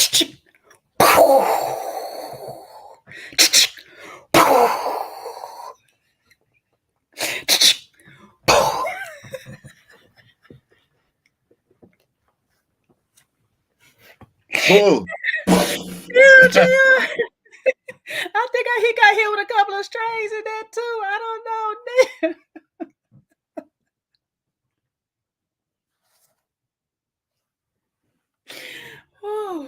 Good one, Jay. Good one, JR. I appreciate you. You know when you come with that pastoral, we love it, man. Just hitting them with the strays. We love that. But I definitely hear you. I definitely think that, you know, with the Morgan and Marcia situation, I agree with most of what you guys have said. You know, definitely she could have worded it better. I just wish, and the thing is, I get what she was saying. Well, I think we all do get what Morgan was saying, in the sense of Tony would have had somebody else there who he would have been able to spend more time with. But I think she was very conscious in choosing the words distract. And that's the problem with Morgan. It's very intentional in her behaviors. She could have chosen a different word. When Marcia said distract, she could have said, okay, you know what? I changed the word. What I really mean is, you know, and rephrased it. You know, he would have had more time with you and he wouldn't have to focus so much on me and trying to control me. But no, she doubled down because no one's going to tell Morgan what to do and how to do it, when to say it, and how she has to say that. So, you know, I think in that instance, you know, with Morgan, she set it up to have she set it up. She wanted to have the argument with Marcia, you know, because she had already earlier on asked her, Marcia, why are you looking in my face? Is that something you want to say? When she had a sort of situation with Marc Anthony. So, you know, she had been waiting for that moment, you know. And so when that moment came, she took it with both hands. So I just think to myself that, you know, I love the fact that Marcia did stand up to her, because it's like, you know, everyone else had to kind of fold and kind of, you know, lay flat, and then Morgan walk all over. And it's like, no, you're not going to do that with Marcia. Marcia's like, no, you're not going to do that with me. I'm not going to allow you to walk all over me just because you want to, and because you scream and shout the loudest. No, it's inappropriate, and I was stand up for myself. So I did love the fact that she did do that as well. So I think their beef, again, for me, talks about Morgan's behavior. It's like, Morgan, you are mean and unnecessarily mean. Yeah, unnecessarily mean. Yeah, it's not cute. That part is not cute. So, you know, I think she'll have to look at herself and look at that. But yeah, that thing with Marcia, yeah, she needs to kill that game. No need to be that, you know. And any other thoughts on the Marcia and Morgan situation before we move it to Tony Morgan aspect? I do think that with Morgan, and when I say she's likable, I mean she's likable for TV. Tony, like they're, you know, they're characters as I'm watching the show. I do think the behavior is not good, but for TV, I think likable in that way. But I will say I think she has a need to kind of show other women in a competitive way, like, Tony has his eyes over here. Like, he might be dealing with you for a time, but ultimately he's gonna come back with me. And I think Tony does the same thing. You know, he did the whole thing with Lyndon back and forth, like, she's just playing with you, but she'll be back over here type of thing. So I do think she picks the fights with the women intentionally. It is not nice behavior. But I think that's what the Marcia comment was about, kind of showing her that, you know, look, you're just a distraction, but I'm the main one, you know, type of thing. And then when she said the comment about Natasha too, you know, putting her down, you know, almost to then put herself, you know, again in that same situation. So I think she always has that need to do that when it comes to Tony.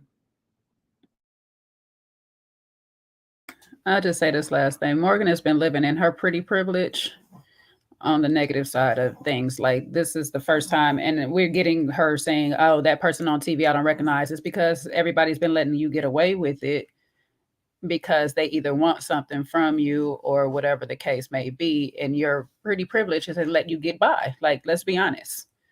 You know, she's been working in her little field, doing all these little rants, and you can be a mean girl, you can do all these things, and it's okay because you're like the head of the cheerleader, or you know, you the class most beautiful person. But when you get on TV around adults, this behavior is really not acceptable because really it's an insecurity, and you're trying to disguise it as something more, as something this overconfident. Like, when you in arrogance, it's an insecurity. Let's be honest. You don't have to be overly confident and overly cocky around everybody. And what happened was, in this moment, him still talking to Marcia at this present time lets you know that you really wasn't that one, or you're just not as cute and you can do whatever you want as you think you can. So what Morgan really has to do is just come to some realization and humble herself a whole lot, because even through this whole thing, she still doesn't think she's a problem. She still doesn't think she does anything wrong. And it's everybody else. It's me against the world all the time. Everybody's coming at me. Everybody's doing this to me. She's always the victim in her own movie. So she has to step out and actually see where she's contributing in a lot of these factors, and really work on that instead of pointing to everybody else what they need to work on. Because the irony of a lot of things that she says is a lot of things that she actually needs to work on herself.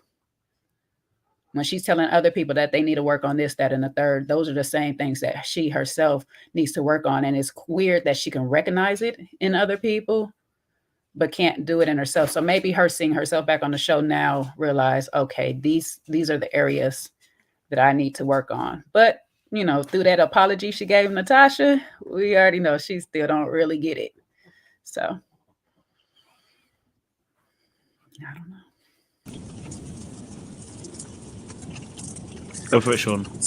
Sure. So, I would say this is, and I agree with everything that Jay just said, it is projection at its finest, you know, because they tell us quite often, some of us up here on the panel and you, Kojo, that you're projecting and this, that, and the third.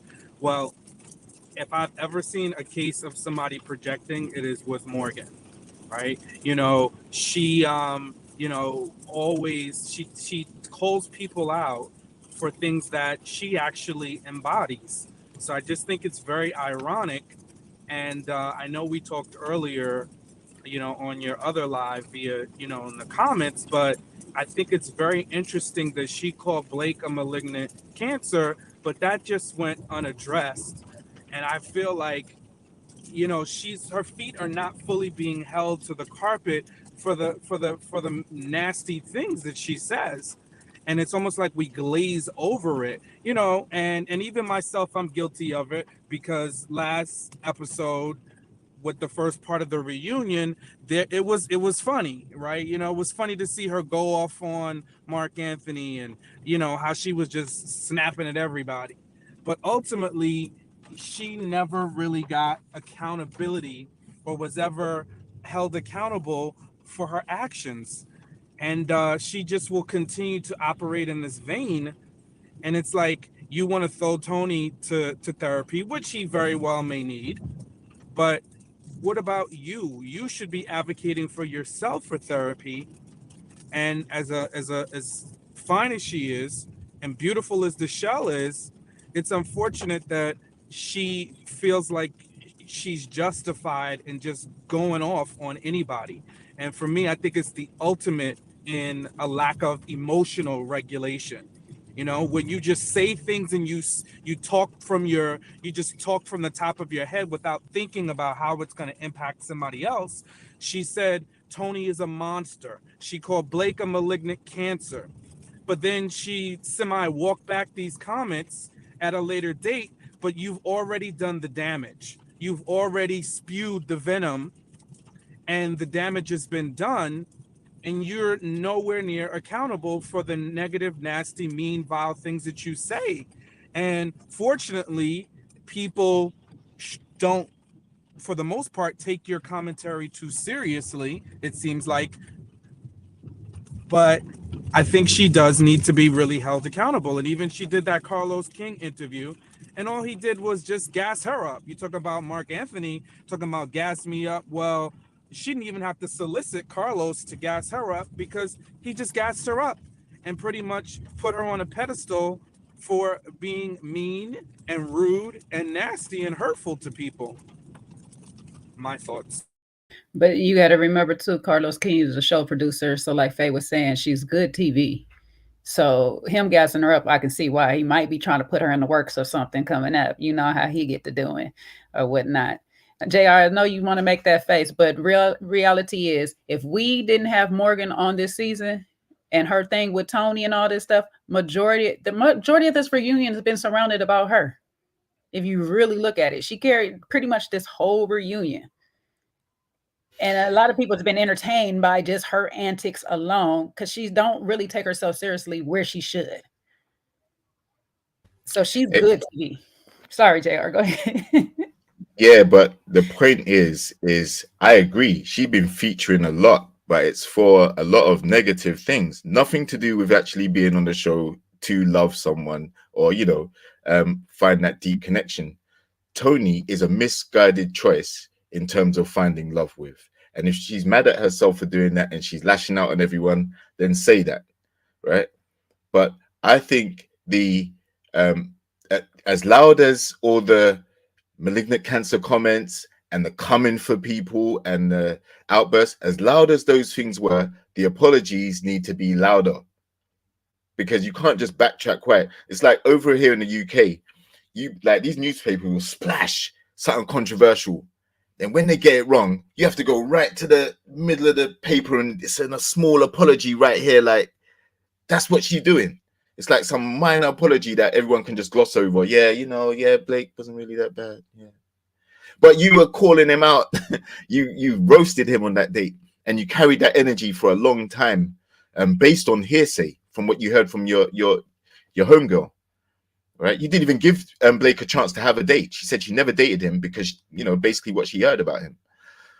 So with regards to how she acts, like I've always said, the reason why I bring her up when she comes up with these things is it's zero self-reflection. She's telling people that they need therapy. She said Blake needs therapy, and she was doubling down on that. She said Tony needs therapy. But the most hot-headed person on the show is Morgan. The one that's at the center of most of the stuff that's happening and firing shots everywhere is Morgan. So clearly, if she's looking for love, she definitely needs an outlet to get rid of all that stuff so that she can harness the other energies that she has and find a relationship that isn't going to be problematic. Maybe a better partner will bring out better things in her, and we won't have to hear about those things. Well, we won't anyway, because the show's over. But I think luckily for the men, they didn't really take her too seriously. I think her interactions with the women, and I'm not justifying any of the behavior. It is bad. I think it's good for TV because it's entertaining, it's drama. It reminds me of Basketball Wives, Atlanta Housewives, some of the little altercations they'd have on there. But I think the men, in general, I think Blake kind of realized his audience very quickly. Like with Jeffrey, he was just like, all right, not going there. He tried to figure out what was the problem with Morgan. He realized, he's like, all right, whatever. Like, this is just, she's this kind of woman. And then I think, you know, with the other men, they kind of figured that too. You know, Marc Anthony's still cool with her, but he's like, this girl's crazy. Like, I think he even said it in one of his confessionals, like, she's crazy. So I think a lot of times they don't really take like her antics very seriously. And then I think with Tony, he gets a little worked up, but it's more, you know, in the relationship sense. But no one, even her ex and the whole Nair situation, that could have been blown up more, I think, on his end, too. And that could be some of the pretty privilege, you know, people just are like, okay, she's beautiful, so she can do what she wants to do. But, you know, I think in terms of accountability, she has none. I mean, I don't think, if we're looking for accountability from her, it's never going to happen. Well, I don't want to say never, because maybe one day, you know, she will come to that conclusion on her own. But I don't think we're going to see it publicly, especially with the way that she moves. So in that way, it's just like, I think we get from Morgan, it kind of is what it is with her, unfortunately. I wish that she would have come out and apologized to Natasha publicly, like verbally, like she could have apologized when she did the interview. I think that would have been nice if she would apologize to Natasha verbally instead of just the statement that she put out, because I thought that was a lot of smoke for Natasha for really no reason at all. But other than that, I think when it comes to Morgan, you just have to know you're getting what you're getting. Yeah, I just would disagree in that we can just go ahead and minimize this and just say, oh, you get what you get. Because when she made that comment about Blake, you had a whole faction of people, you know, drawing narratives. And I think, you know, thankfully there were a good chunk of women in your audience, Kojo, that wasn't believing what she was saying. But there were a population of people who built stories and connected dots that we still to this day haven't seen evidence of that was shown on the show. So I just think it's dangerous, and that I hope it's a cautionary tale for anybody that bought her story to kind of take a step back before you just take someone at face value and immediately jump on the bandwagon. So it just shows to me the dangers of echo chambers. And I hope, you know, as much as she is great for reality TV, we should have had those same sentiments when she was running off at the mouth and firing shots at any and everybody. People should have been like, oh, she just might be firing shots because she just seems a little bit, you know, she seems a little bit loose with the lips. So let's not just get too fully invested in what she's saying versus saying, oh, no, he's definitely a narcissist. And, you know, then everything gets backed into that. Oh, because he didn't like answering Kojo's questions. Now that's evidence that he's a narcissist. No, it's not. It's not evidence that he's a malignant cancer. He's an evasive person that didn't want to deal with or answer some of the questions that Kojo answered.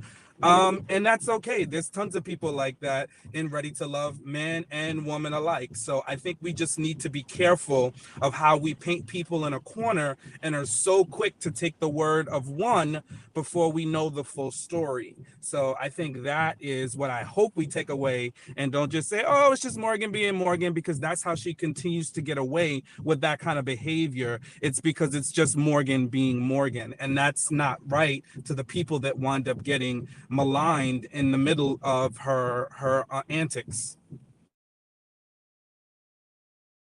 And again, that's another thing she was like unaware of. People saying Morgan being Morgan is the same as her calling out Tony. Oh, that's just a man being a man. Like, no, that behavior, we got to stop these behaviors, and we got to stop just saying this is what it is. If we really want healthy relationships, we cannot keep acting like this, and it needs to be highlighted. And my one thing I learned about dealing with people on a regular basis is sometimes you have to teach people how to treat you. And that means that they have to relearn how their behavior is showing up in the world with other people. And when you have boundaries and you have standards, sometimes these behaviors don't fit in our world. And it's okay to tell people, hey, I don't like the way you behaving. and you don't show up well. And like when I say that she's good for reality TV, because this is what the villains are always made of, or whatever. And because she's on the Giselle side of everything, where she just don't really get what she's doing is actually wrong. She makes good housewives, these love show reality TV. Now in this setting, she doesn't work. I'm with you, JR. She doesn't work in this setting because you're actually supposed to be looking for love. And if this is how you show up looking for love, you need a lot of help.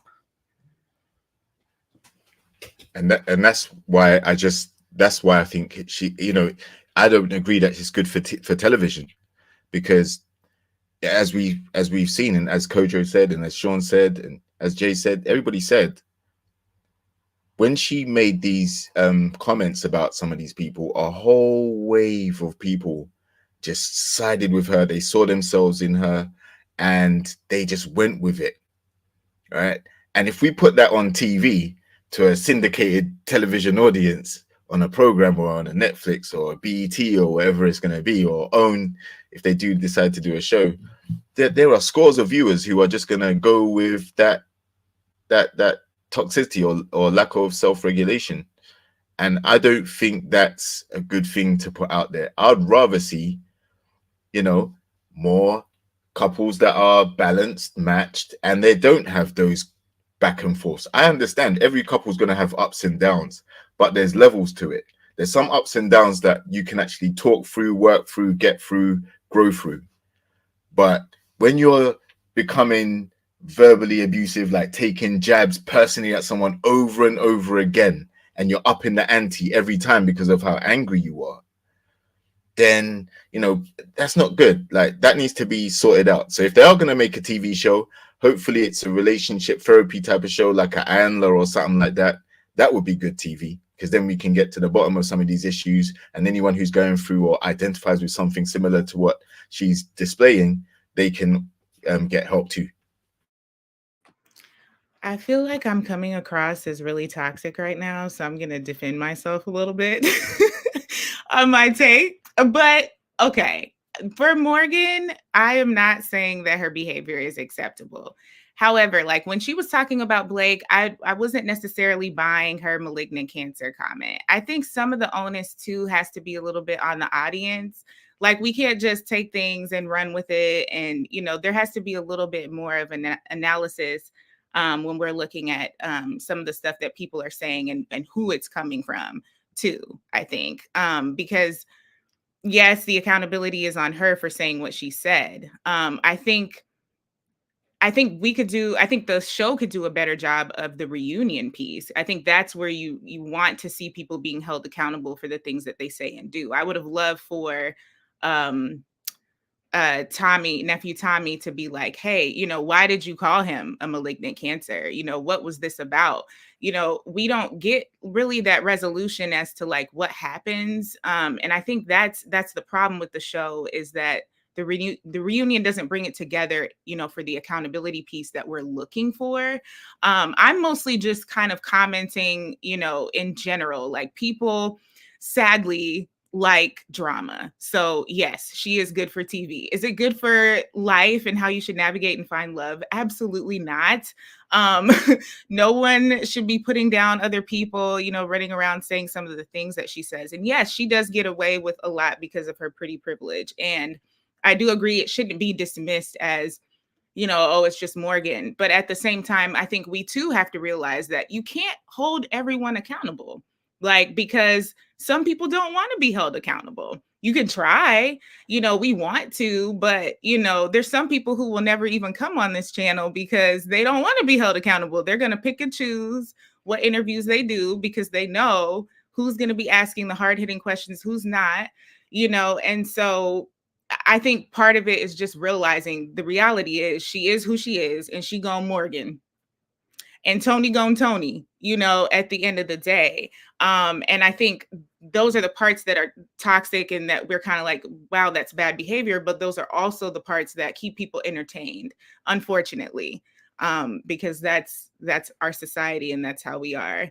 But I just want to clear that up, but that I don't condone this type of behavior. That's not acceptable. But I think, you know, in general, we have to know that there's some people that, you know, no matter how much you want to point out someone's behavior, there's some people you just have to say, hey, I'm not dealing with them. Like Blake said, you know what? Not dealing with Jeffrey, not dealing with Morgan. It's cool. I'm done. Because he realized that those are people that they just gonna be who they are, and our energies just don't align, and that's fine. So I think that's important lesson for people to take away as well. Yeah, I guess my pushback to you, Faye, and why I wanted a stronger stance, because I think people choose how they hold people accountable. And obviously we can't literally make Morgan be accountable, but there's a way that we can go about talking about her actions where it comes off as though either one, we are feeling and speaking about the wrong things that she did and calling her out for it, or there's a way we can kind of just make it seem entertaining or fodder, and that way it almost comes off as though the behavior itself is being minimized and we're not really talking about her actions and holding her feet to the fire for what she did. And lastly, I'll say, and Kojo made this point earlier, is when it comes to, and I hate doing the man-woman thing, and I'm sorry, but I feel like sometimes what transpires is when we talk about women's behavior and what they do, it's a level of grace that they're given automatically versus men aren't given that same grace. And I think we just need to acknowledge that bias and how it exists, right? Just like Jeffrey, it's okay with her saying up there on a panel, Black men do this every day, right? But the minute we speak out and say not all, but some, you know, people even get upset that we're like, oh, you don't have a right to do that. That's her truth.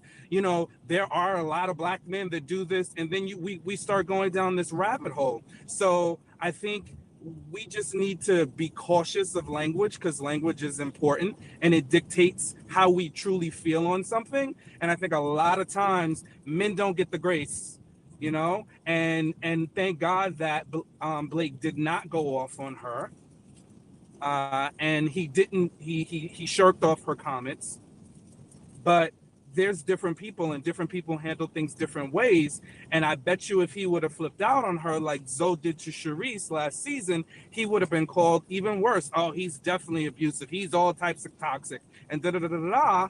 But meanwhile, Morgan gets a pass because she said something inflammatory. So that's where my fervor is around making sure we really distinguish her actions were not good.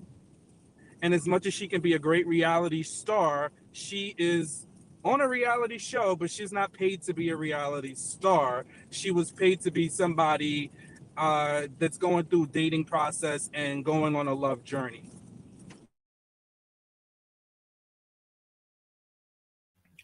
And just to add my final point on this, a lot of people do tune in to Ready to Love not for the connections that are going to be made. They tune in to see the characters that are more expressive, more vocal, and more drama filled, you know. And that's the conundrum that we have.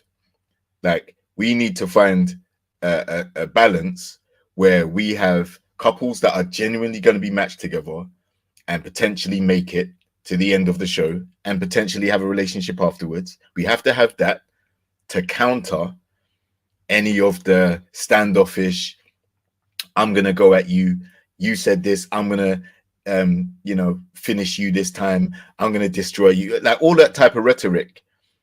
Like, there's a large section of the audience that probably only tune in for that level of drama. And I think if if we do give some of these people their own show, we're not going to see that balance. It is just going to be literally them going off on people left, right, and center. So if that's what you find entertaining, then sure, there'll probably be a successful career from that.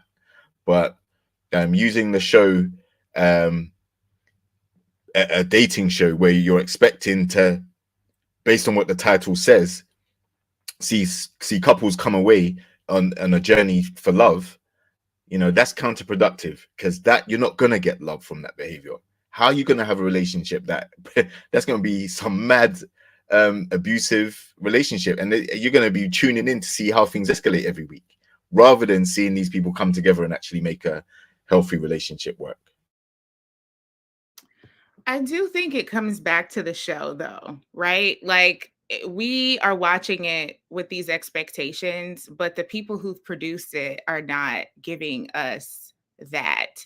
Like, they don't have therapists on the show trying to, you know, deal with these different personalities and help people through situations. You're not seeing people be, you know, even though there's the double standard, Sean, that you kind of talked about, I think you see it for certain people. Like, if they're likable, they get away with it.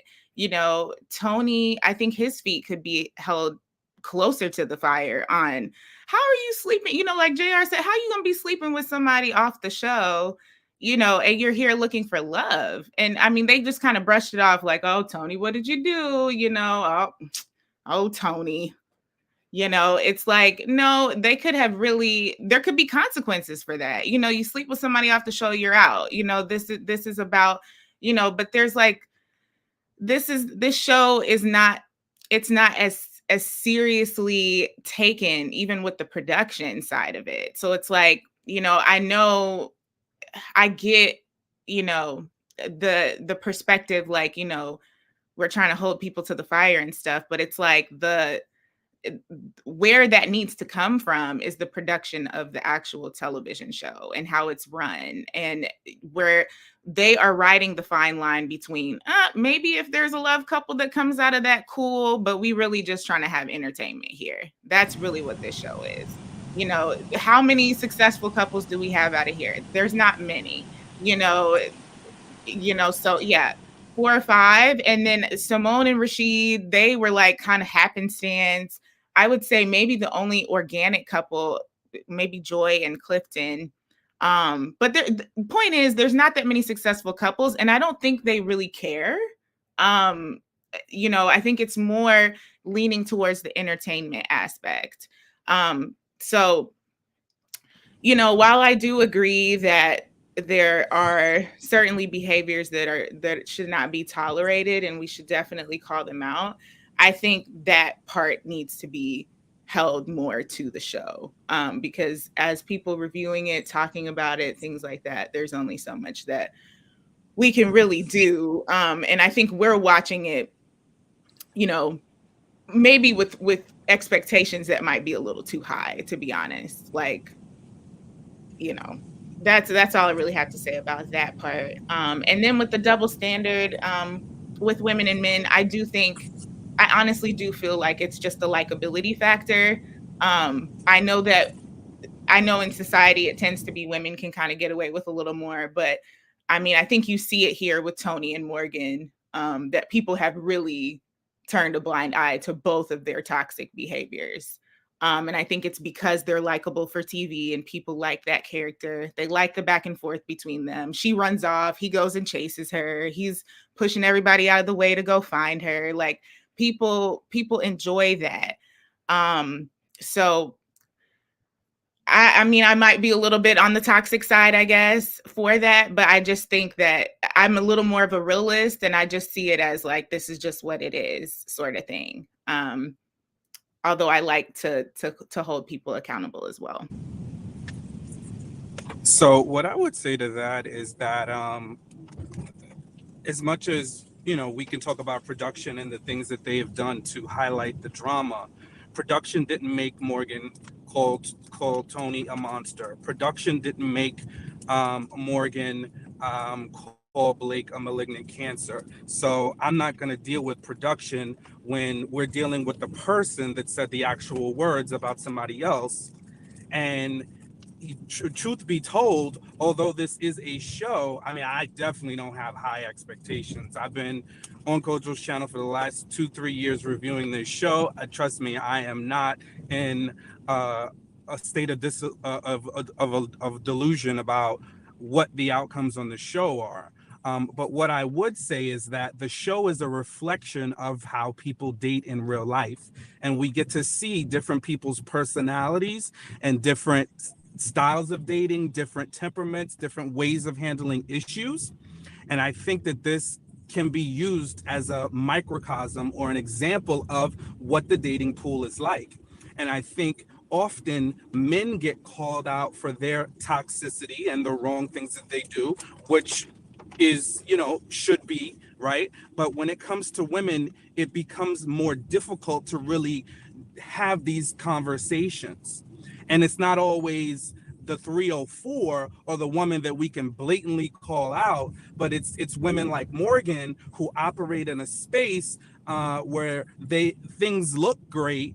They say some of the right things, but underneath the surface, there's some really emotional damage / toxic behaviors that get glazed over. So I just want to make sure, and when I'm calling out Morgan's behavior, that's the point I'm talking about, is like, hey, let's make sure we highlight this and talk about it and not dismiss it, but call out her actions so that we don't get caught up in that moment where when we see it, whether it's in somebody else or even there's another woman that displays it, we don't just let it go. We don't just let it be pass. We state it for what it is, and we're knowledgeable and conscious of that behavior so that people don't get misrepresentations, because that's how people's reputations are affected in the real world, right? Because there are people just like that who will say things about somebody, who will talk off the cuff. Somebody else will believe it, and it will impact the relationship. Friends ruin other friends' relationships all the time and cause problems, whether it's in relationships or coworkers or friendships. So I just want to make sure we're clear on the behavior and very specific about calling out what she's done and not shaking it off for reality TV production and all those other things, but the real Morgan and understanding how damaging her behavior can be.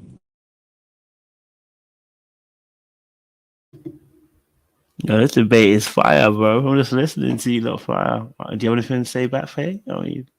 I'll just say one thing. I love you, Shine, but I think sometimes the emphasis can be placed too much on the person with the behavior that we're calling out. Like, yes, Morgan behavior unacceptable. We don't like it. Shouldn't do it. Not on TV or in the real world, right?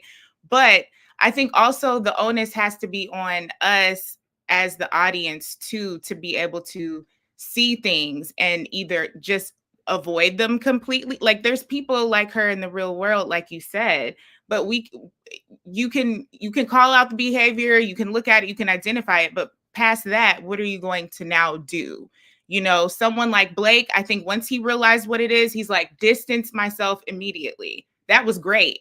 Like, that's a great lesson. There's some people that you meet like that, and you do have to get away from them because they can be dangerous. So I think like that's kind of a good lesson as well, that some people, you're not able to really change their behavior. And once you do see it, you should get away, or remove yourself or not interact. Because, you see, someone like Jeffrey, it was kind of the same thing. Everyone that kind of got caught up with her was something going on. A lot of people peeped it early. Something's not right. Let me just, let me distance myself. So that's my only critique, is that, like, you can call out the behavior, but then at some point it's on other people to recognize and distance or respond appropriately to that behavior. Because that person may or may not be willing to change. Probably not, at least not until they're ready.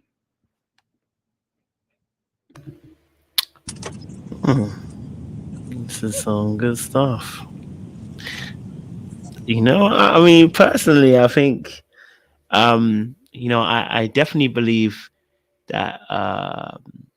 Okay, so for instance, I definitely believe there's always going to be part of an audience which is going to enjoy the toxicity. So there's always going to be a Morgan. There's always going to be people who are going to be problematic, which no one's going to be able to stop unless, producers stop trying to sell ratings, right? I think the other side is that what we can do on the other end is, and we are doing it, and it does make and I'm telling you, it makes an impact, right? Is conversations like this. Some people live in their toxicity and don't realize they're living in toxicity. That's just number one psychology. A lot of people are in dysfunction and have lived in it so long they don't know they're dysfunctional, right? So I look at the situation between Morgan, Jeffrey, this particular season.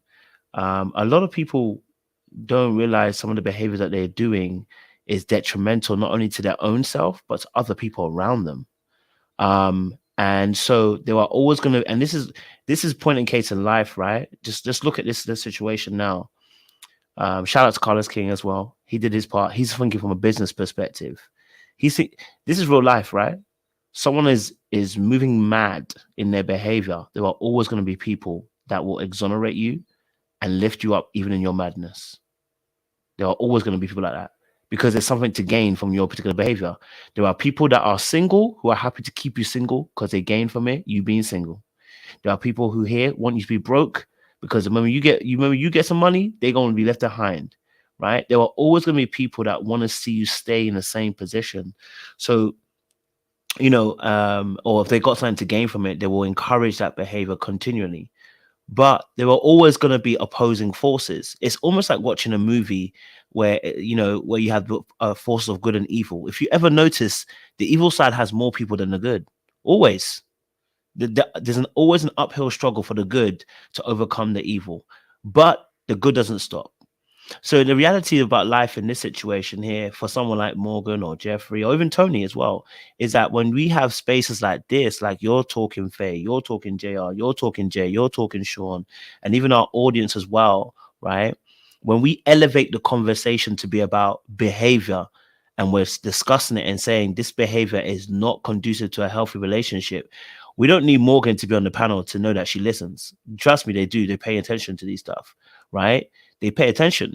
So now the listening ear is picking up certain information. The choice up to that person to see what they do. When we do reviews and we're doing these panels, Jay will tell you, Sean will tell you, JR will tell you, there's enough time we've been on panel.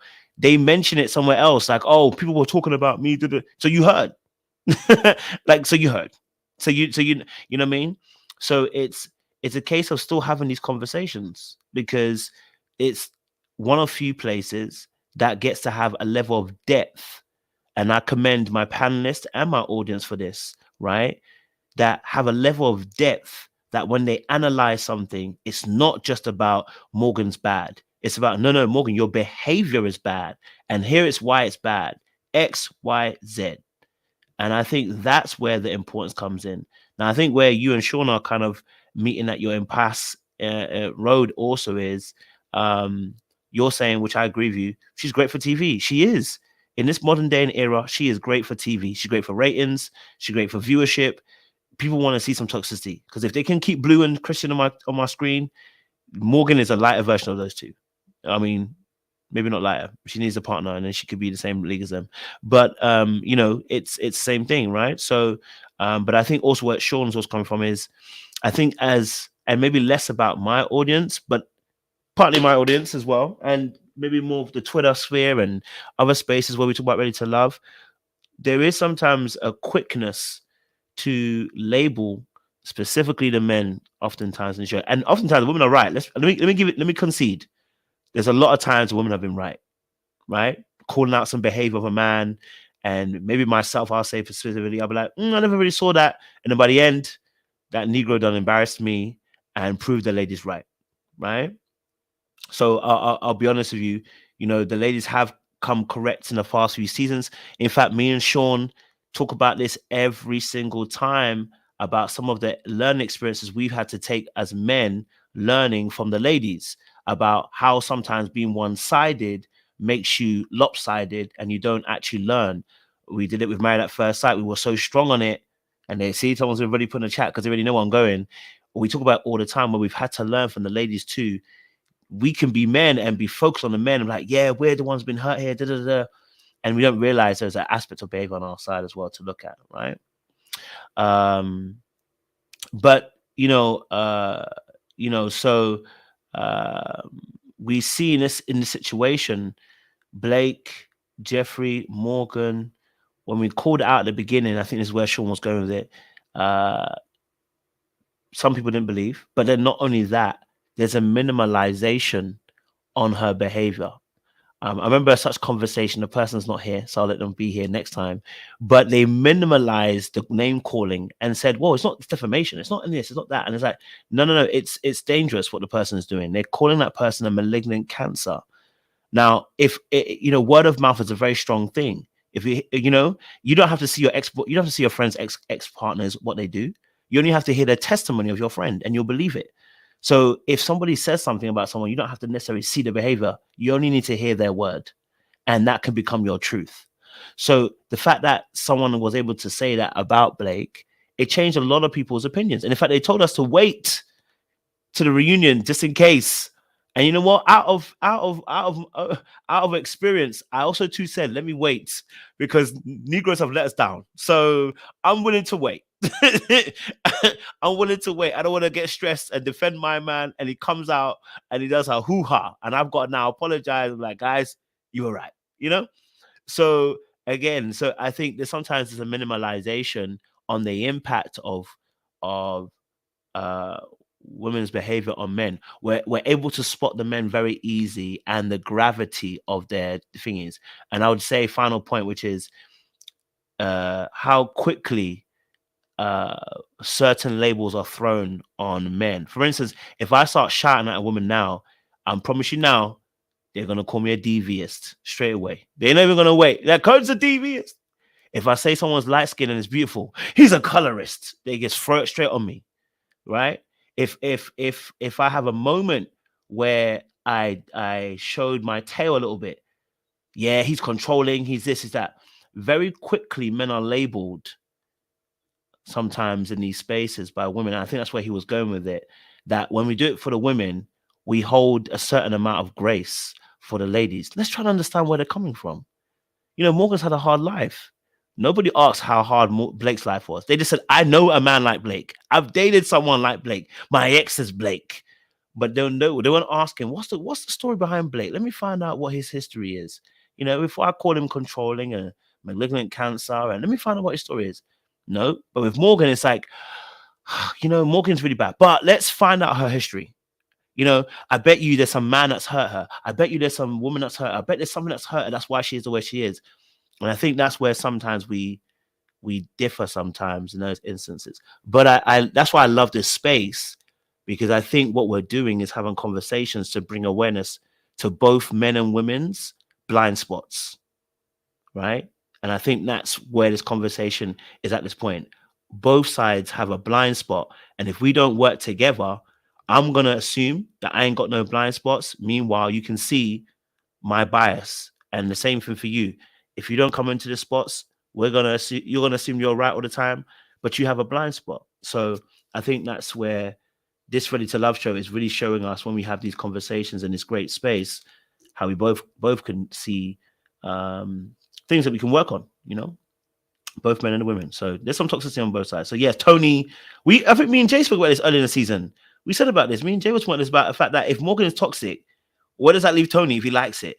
He needs to be accountable, So yeah. I don't know if anyone else wants to add, because that was a good moment. Shoot. If I want to say so myself, that was a speech. No, you did that. You did that. You brought it on home, brother. I even wrote in the chat, good mediation, because you brought it on home. You closed that circle. Yeah, we spoke on it. I mean, I get it too, because really we can give a lot more spoke to Tony, but some of us have, I put it like that, some of us have been focused a lot on Morgan and her behavior and this whole thing. But Tony has just been just as bad. We see through this reunion. So when we get there, we'll get there. But JR done gave smoke to everybody earlier, so I don't know what left to say,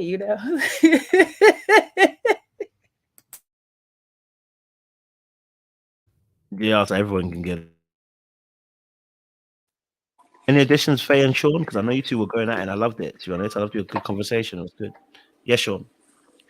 Yeah, no, I would just just reinforce exactly everything you said, right?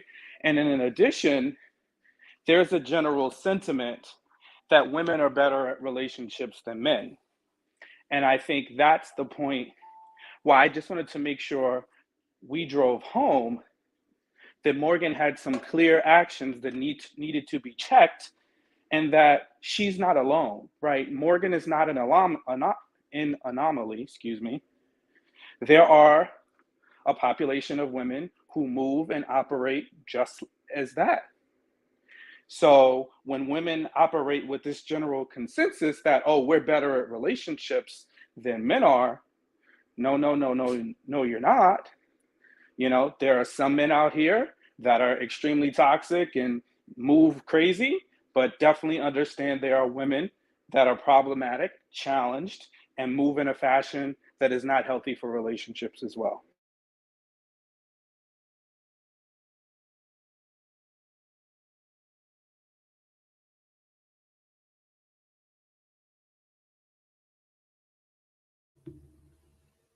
I don't want no smoke. No, you're giving good pushback, Morgan. You're giving good pushback, Faye. So I almost called you Morgan then. You're giving good pushback, Faye. So I know I've been saying these things a Freudian while, slip but there, Freudian slip, coach. bro. No, it's just all put. I read the chat and then I would talk at the same time. Anyway, Faye, do you have anything pushback? You know, it's always good to have a different point of view or similar point of view, whatever. We like to honor voices here.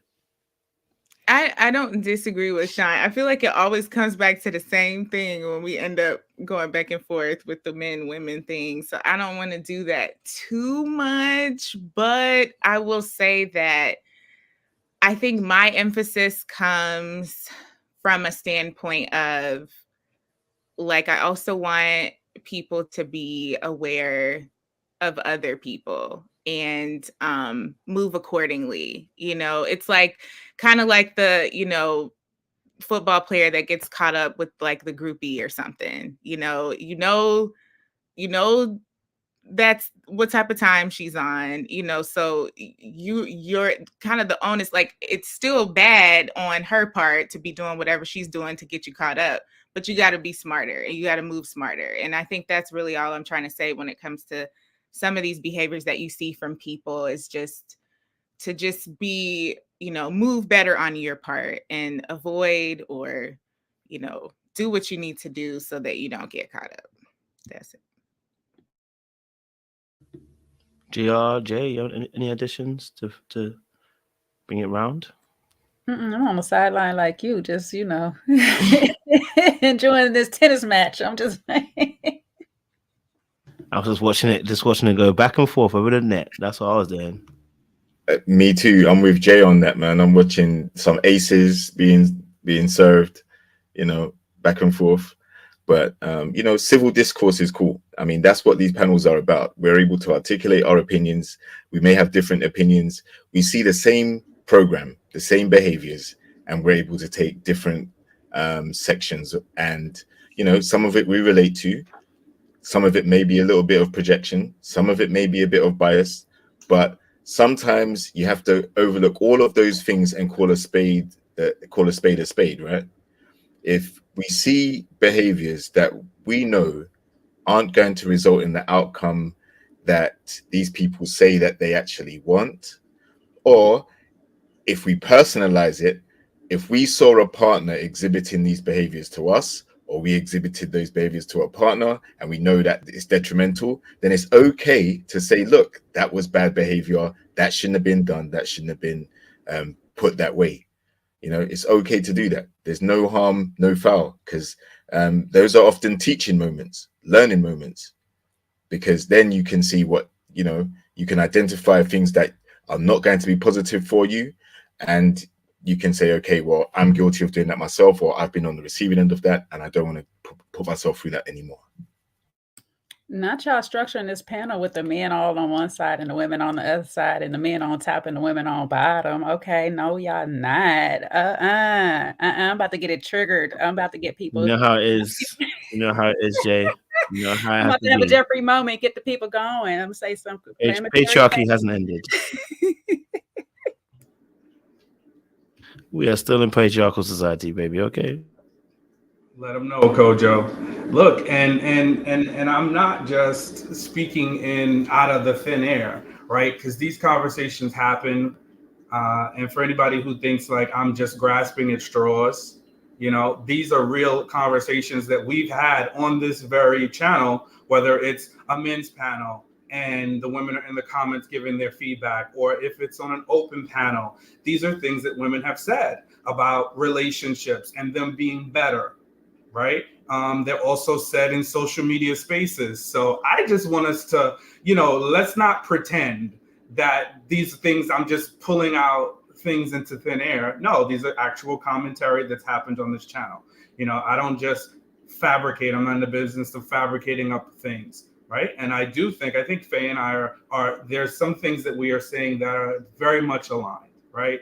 And there's no smoke. It is just, I just wanted to expand the conversation and make sure that we highlighted some key points and not let her off the hook.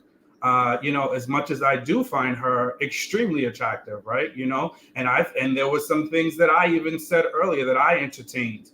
However, I'm not going to sit and pretend like there aren't women in real life that I've interacted like with that, right? Without cameras, without production, without anything, that they move and operate in that space. And we have to be able to call the behavior out, right? Like, I'm probably never ever going to meet Morgan, so I'm not concerned about calling Morgan out personally. I'm concerned about the types of behavior and how that does show up in some people and in relationships, right? And we even had some heated debates amongst the panel, right? Not all the panelists, not all the women panelists, but some, right? And some folks in the comments, and even some still now, are talking about and highlighting the things that they felt like Blake did incorrectly and how it wasn't probably the worst thing, right? And I'm paraphrasing, right? But at the end of the day, it is an interesting dynamic to point out, right? But remember, Blake stayed on the show until the end. So Susu did not have enough power to single-handedly keep Blake on the show,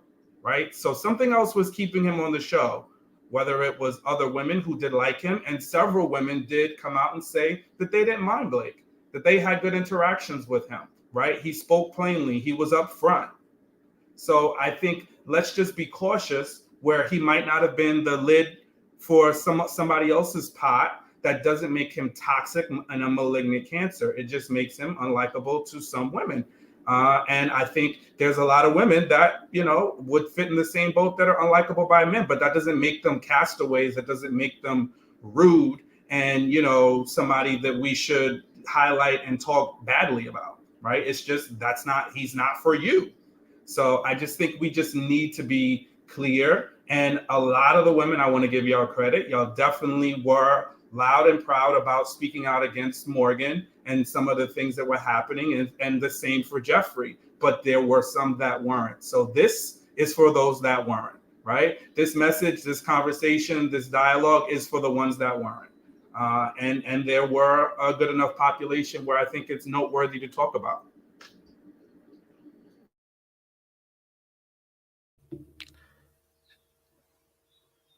Sean said you're going to receive the smoke. Whether you like it or not, you're going to receive it. Okay? You're going to receive it. No, good conversation, though. Good conversation. And I think that's a good kind of summarization to the end of the season for both the men and the women, I think alike. And I think this season, yeah, again, we get to see some interesting behaviors from both men and women as well. And I think what's key conversation around this is, especially when next season hits around or other shows hit around as well, is again refocusing all of us as well as panelists and anybody else in the chat about what's our focus. It's about helping people to be able to see healthier, better ways to communicate and to behave, and how to operate through relationships. So, I'm sure there'll be some more hairier moments in maybe next season or some other shows that we review. And I'm sure there won't be an end to the the disagreements that we have between men and women. It's normal, you know, because we see things in different ways, and we appreciate the women too for seeing things different ways. We wouldn't want it any other way. You know what I mean? All right. So we wouldn't want it any other way because it helps us to have a whole holistic way of looking at life. So, yeah, it's appreciated this season as well. So, you know, it gets at that. Any last thoughts, guys? I don't know if there's anything else we missed on the reunion that you wanted to address. I don't remember anything else. Can't go back. Y'all know already. But is there anything that we missed on this that you wanted to discuss? If there isn't, you know what I'm going to do. Did we talk about Natasha's recount? Did you guys talk about that before I came on? Natasha's recount of what transpired between her and Tony? Yeah, we didn't get into it. JR did, but we didn't. JR kind of touched he it. Summarized in one of his rants. Okay. His dissertation. He dragged her like he dragged Jeffrey. Oh my goodness. Well, I don't know that she deserved to be dragged, but I just thought there was some inconsistencies there. Okay. Well, we're gonna talk about that behind the scenes, but talk about it, Sean. Are we done? I was gonna say tell Sean talk about it. We've gone over the time, so I said 2.5 hours. I promise you guys 2.5 hours, and I've done 10 minutes extra. Kojo got that blanket wrapped strong. He is ready to. No, not even. But you know, I'm trying to be better at the timings with you guys. You know what I mean? I do love the long panels, but I'm trying to be better. I've done 2.5 hours, and I know I should be sticking to the time. So, Deacon, if you could give us the benediction, we can chat behind the scenes, so it's not a problem. You got it.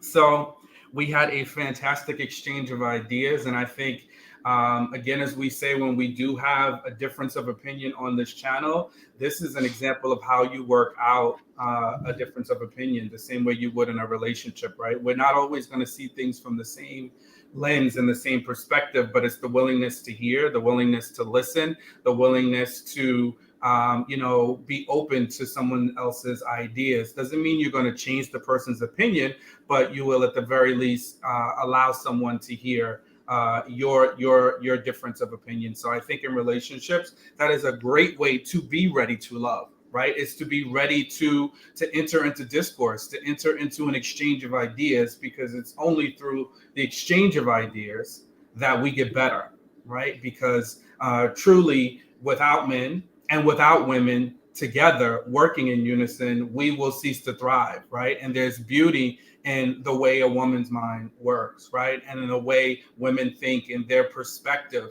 So it deserves a voice, it deserves a platform, it deserves to be heard. And I think it and the same for men. So we do need to listen to each other. I think that is such an important act. And, Faye, I appreciate you for demonstrating that and your willingness to engage in discourse with me and anyone else tonight.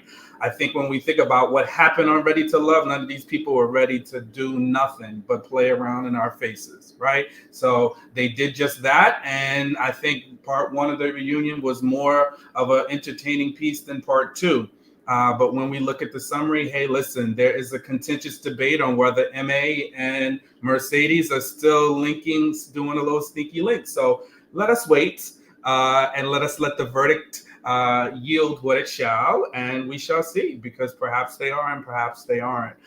But I think what they did demonstrate to us is that although two people together may not have been ready to love, they were in a good position to work together and to also agree to not be together, but also work and show respect, right? Every relationship that ends does not have to end in toxicity. It doesn't have to end with a trauma story. It could end, right, peaceably. So I think for those of us that are thinking about a graceful way to exit a relationship, perhaps they are an example of doing that. And sometimes, does that mean things linger? They may, right? And there's nothing wrong with a little lingering every now and then. We think about Cynthia and Anthony. Look, I didn't get to talk about it, but I think this is what happens when we go into a situation when we really don't want somebody. And Kojo and I tell you all the way, don't go into something when you don't want the person. Don't let them be your second choice, and maybe you can't have your first choice. Don't go for the first choice because it's not right, but don't settle for a second choice and think everything's going to come together beautifully. It won't. And lastly, I'll end with that.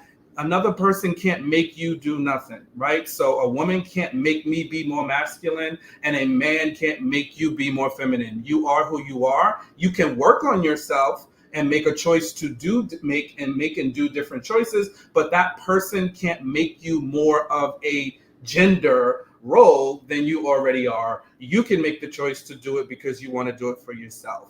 All right. So please don't fool yourself into thinking that it may last, but it won't last long, right? So you'll be there for a short time, not a long time. And when we think about ready to love, we want to be ready for love for a long time.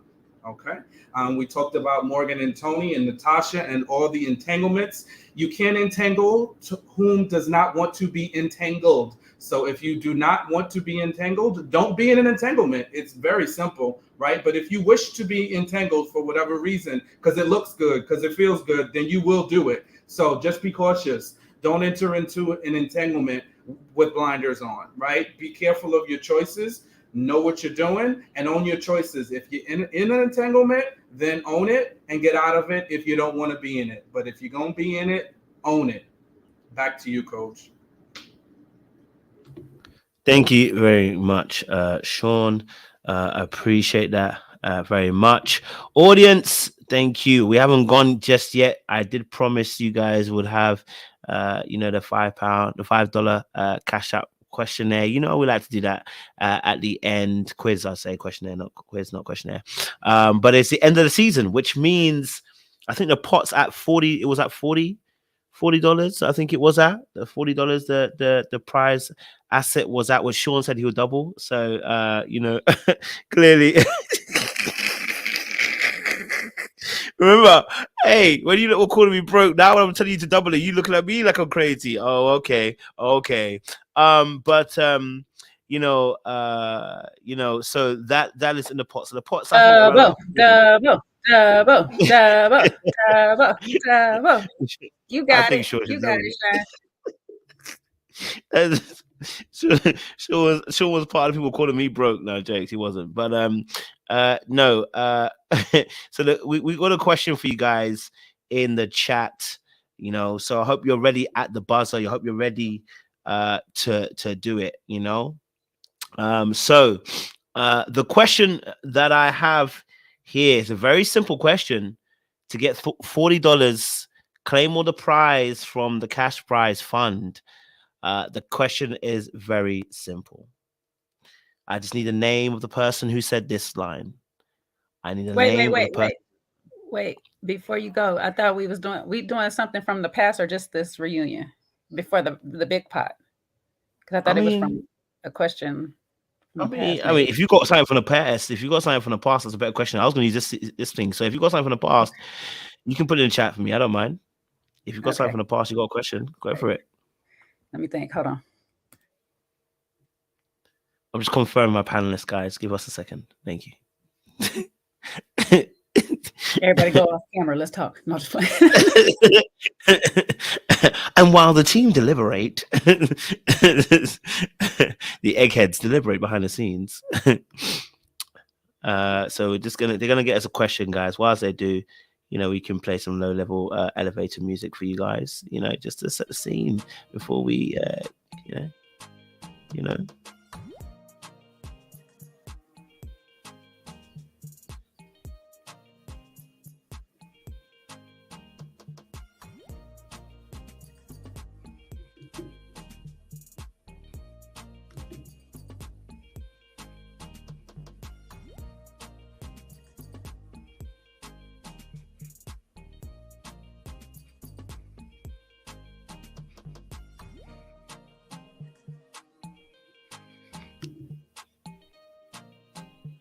Okay, great. I like that. I like that one. He really is. He's about to give the offering. All right, cool. So we've got a question here for you guys to win the $40 cash prize. Hold on a minute. My eyes can't read you. Okay. All right. Not you gotta cry. You gotta give up the cash. My fingers are feeling a bit tight. Wait, the question. Okay. Okay. And then that. It's a two-part question. How is that a two-part question? It's one answer for who did it and the answer for whom. Is it the same person? No. No, it's not. No. Who gave it, and then who did they give it to? Oh. Okay, sorry. I wasn't. Thank you, Sean. Thank you. Sorry, guys. My brain wasn't working to tell them either.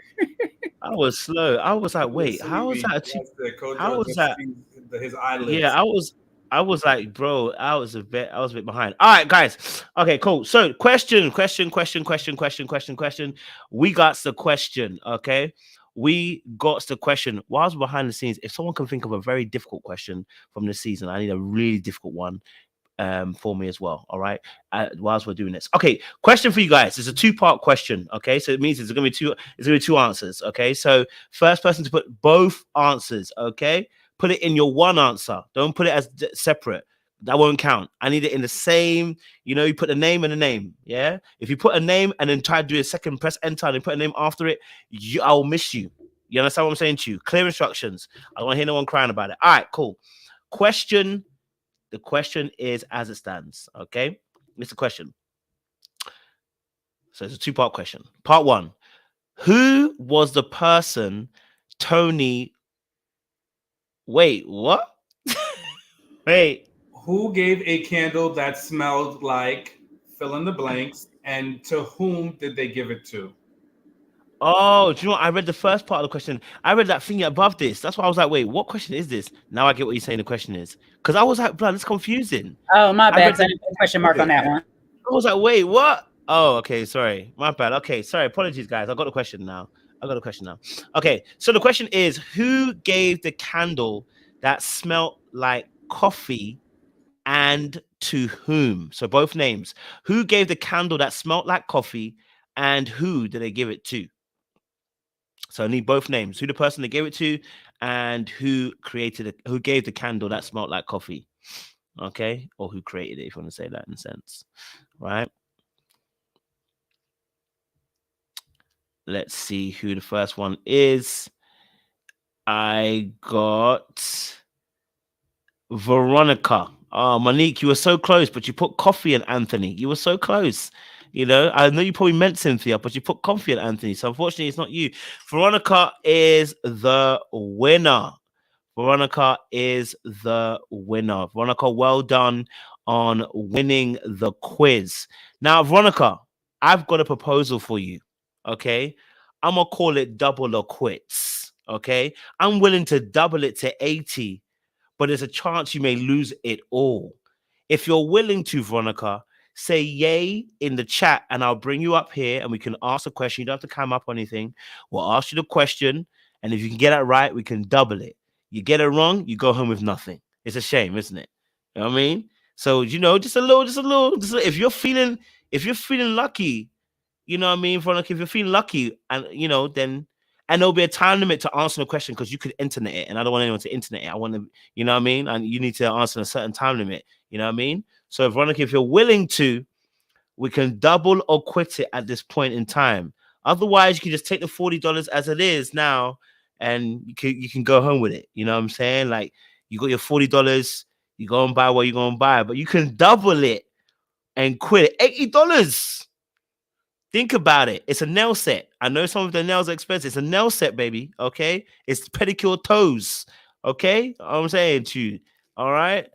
Oh, I saw someone pedicure toes with $120 one time. So, Veronica said, let's go. Yes, Veronica. Yes. Yes. This is amazing. Love that. Veronica. Love that. We're going to send you the link. Click on the link, Veronica. Come up. You don't have to come up. You just have to come up. And we're going to ask you that difficult question. Okay? We're going to ask you a difficult question. Now, please don't put a question in the chat at the moment, guys, because if you put a question in the chat, she's going to see it in a second or two. She can't see it yet. She can't see it yet. Okay, I'm ready real quick.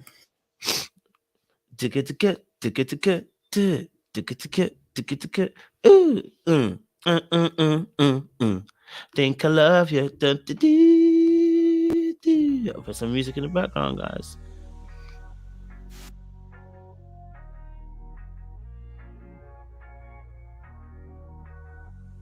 Come on. Veronica's feeling lucky. Come on, Veronica. Double or quits, baby. There's Veronica there. She's come up now. Hey. Veronica. Hey, Veronica. How are you all? I'm so excited. Your voice is beautiful. I love it. Oh, thank you. Thank you. I appreciate that. No worries. No worries. Listen, Veronica, you feeling lucky? Well, you know, you got to go double or nothing. Let's do it. Okay. All right. Okay, cool. So, I don't actually have the answer, but my panelists will be able to confirm. So I'm going to give you, I think a maximum of 15 seconds is long enough to answer this one question, and it's double or quits, you know? All right? Okay. So if you get an answer right, you double and you're good. Is that okay? That's good. Okay. Check the group chat, Kojo. Oh, okay. Cool. So definitely give me the question for you now. All right. Go easy. Okay. Okay, so the question.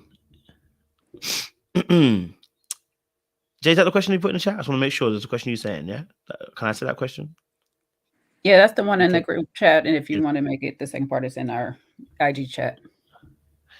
Okay. All right, cool. So I want to make it simple because I want someone to win some money. I'm not going to make it too difficult. Okay, I'm not going to make it too difficult. You got 15 seconds. Here's a question. I just need to answer who said this. Who said Jeffrey's presence and aura is a blessing? Oh my goodness. Jeffrey's presence and aura is a blessing. I'm going to say Andre. Oh no. Oh baby. Oh no. All right. Who said it? Oh. It was actually Blue when they were on their yoga date. Oh, Blue didn't mean that. That's why I didn't. Give her another question. You feel bad? I know you feel bad. So you're gonna use your cash app to send it this time. Now, what I was gonna do was round it up to $400. Don't feel that bad. You know what? I'm willing to send a $5 cash out. Listen, look, I want to be nice. Listen, I know we lost it all, but I'm gonna give you $5 consolation. I'm gonna give that. You know, all right, I'll take it.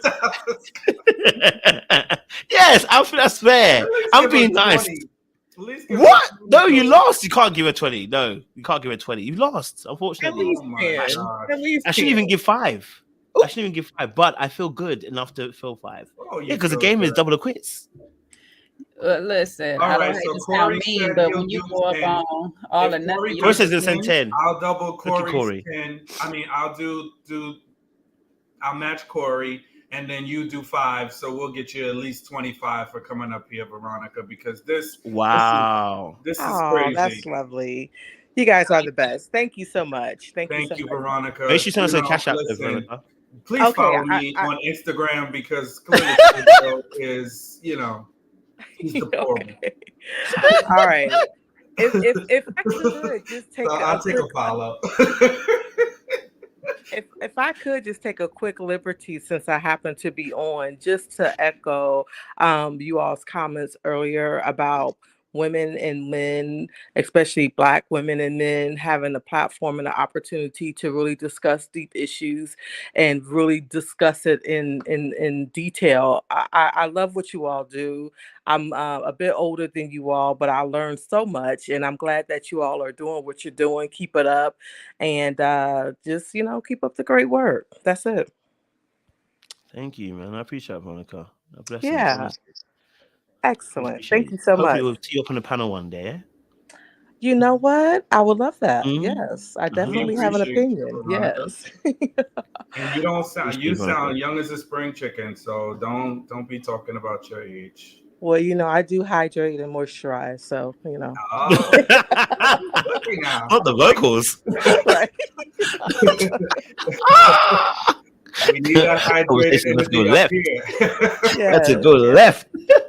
Veronica came in and raised the temp for y'all. Like,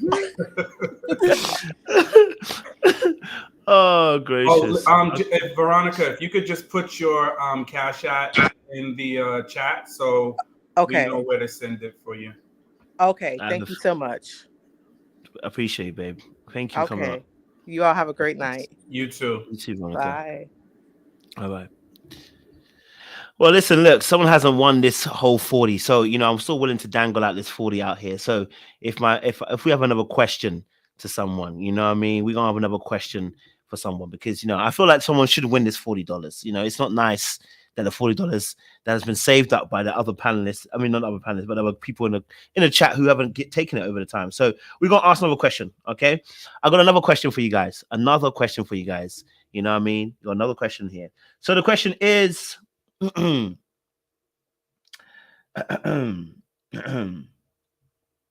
let me see my question here. Okay, so Danny said it's 45. It's not, Danny. Your $5 was added to the 40. Okay, I appreciate you, baby. So you can tell I'm a money management person. I'm a budget person. I really am. Listen. Okay, so the question is very simply put: for the $40, okay. For the $40, this question is simply put. I want to know who this person was talking about. Okay. So I want to know who the person was talking about. That's the answer I want. The answer is, who was this person talking about? Okay. So someone said on this particular reunion, quite early on in the reunion of the part 2, they said that the person knew their answer before they said yes on the final decision day.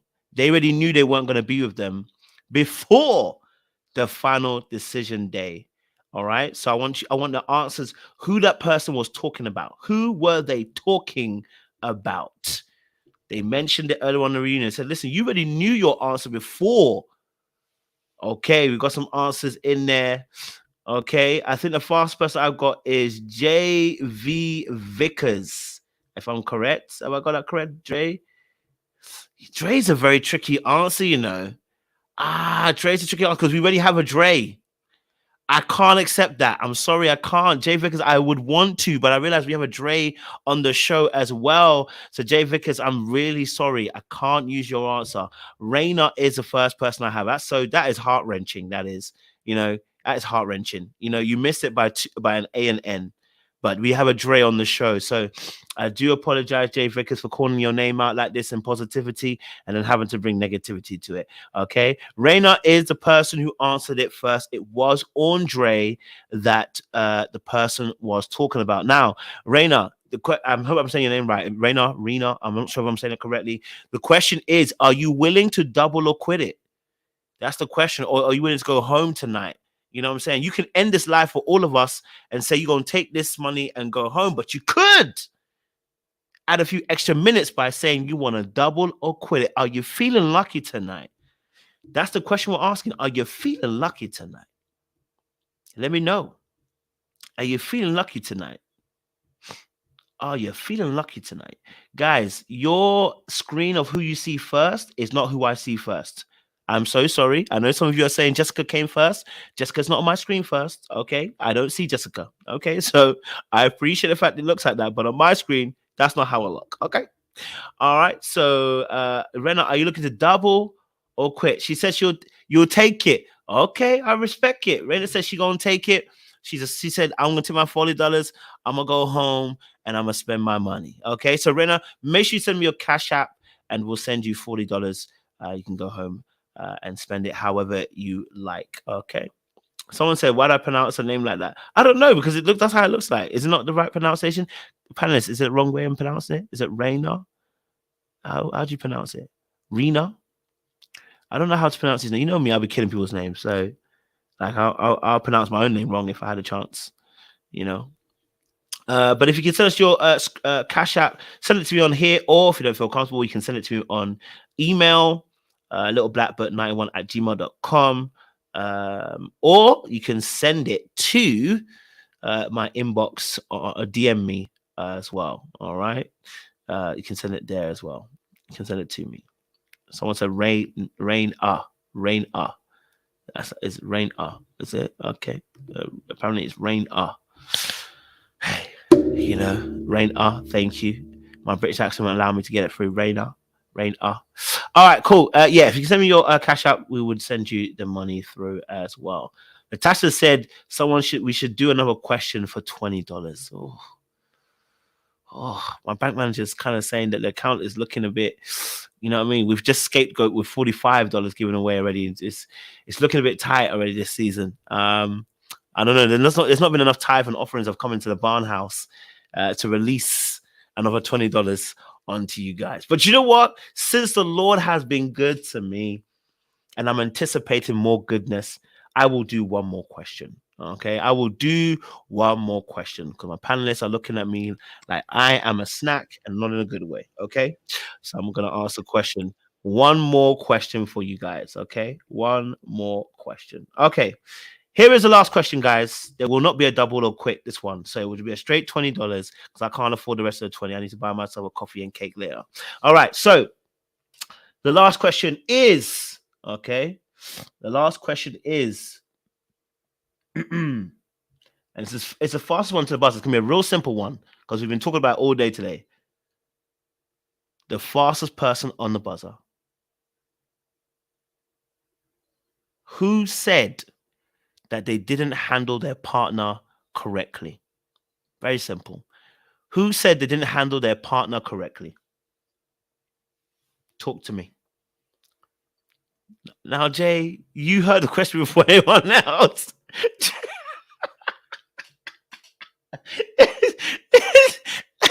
There ain't no way you're gonna miss it when you hear it. I'll add the other 20. There's even a delay for them, 10-second delay. Oh, you're killing me. Oh man. Jay, did you get your hoodie yet? Huh? Did you get your hoodie yet? No, I haven't got my hoodie yet, but he hasn't got his hat either, and I haven't sent it yet. So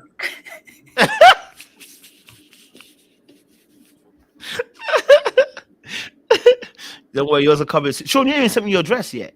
You don't even get an excuse. You haven't sent me your address, bro. So you can't even talk. Just bring it with you in July when you come to DC. That ain't gonna happen. That ain't gonna happen. That hoodie stick. That's suitcase space. Okay. Then I will send it to you. Actually, and it's cheaper to send it to you guys in America because it's an American company. Yeah, it's an American company, so it's actually cheaper to send it to you than it is to me in Europe. They added an extra like 10 plus the postage and packaging, which makes it like $20 extra. So I can make it cheaper for you guys, but I can't make it cheaper for Europeans. So they're pricks like that. But anyway, listen. So the answer, Logan got it right. And Logan, send us your cash app and I'll send you the $20 as well. Okay. All right. So appreciate you guys. All right. And yes, Seaway's right. I'll send you guys the merch that I owe you. So send your addresses and I'll send it to you guys. Okay. All right. Listen, audience, thank you so much. Been a pleasure. Absolute amazing season has been. I'm sure we'll find another show in the next week or two that we can take up together. Saturdays will be replaced by Put a Ring on It. So if you watch that, we'll be replacing Put a Ring on It. But we won't be this week because I'm at a wedding hosting. So next week we'll start again for Put a Ring on It on a Saturday. All right, cool. Audience. All right. Like it, share, subscribe, click on the bell button for notification of the uploads. We appreciate you. Don't forget to send me your Cash App, Logan, and also as well our earlier contestant winner is Veronica, and I can't remember another person, Raina as well. Okay. All right. Listen, we're gonna leave you now, and can't leave you without a little something. I'm changing my little video today.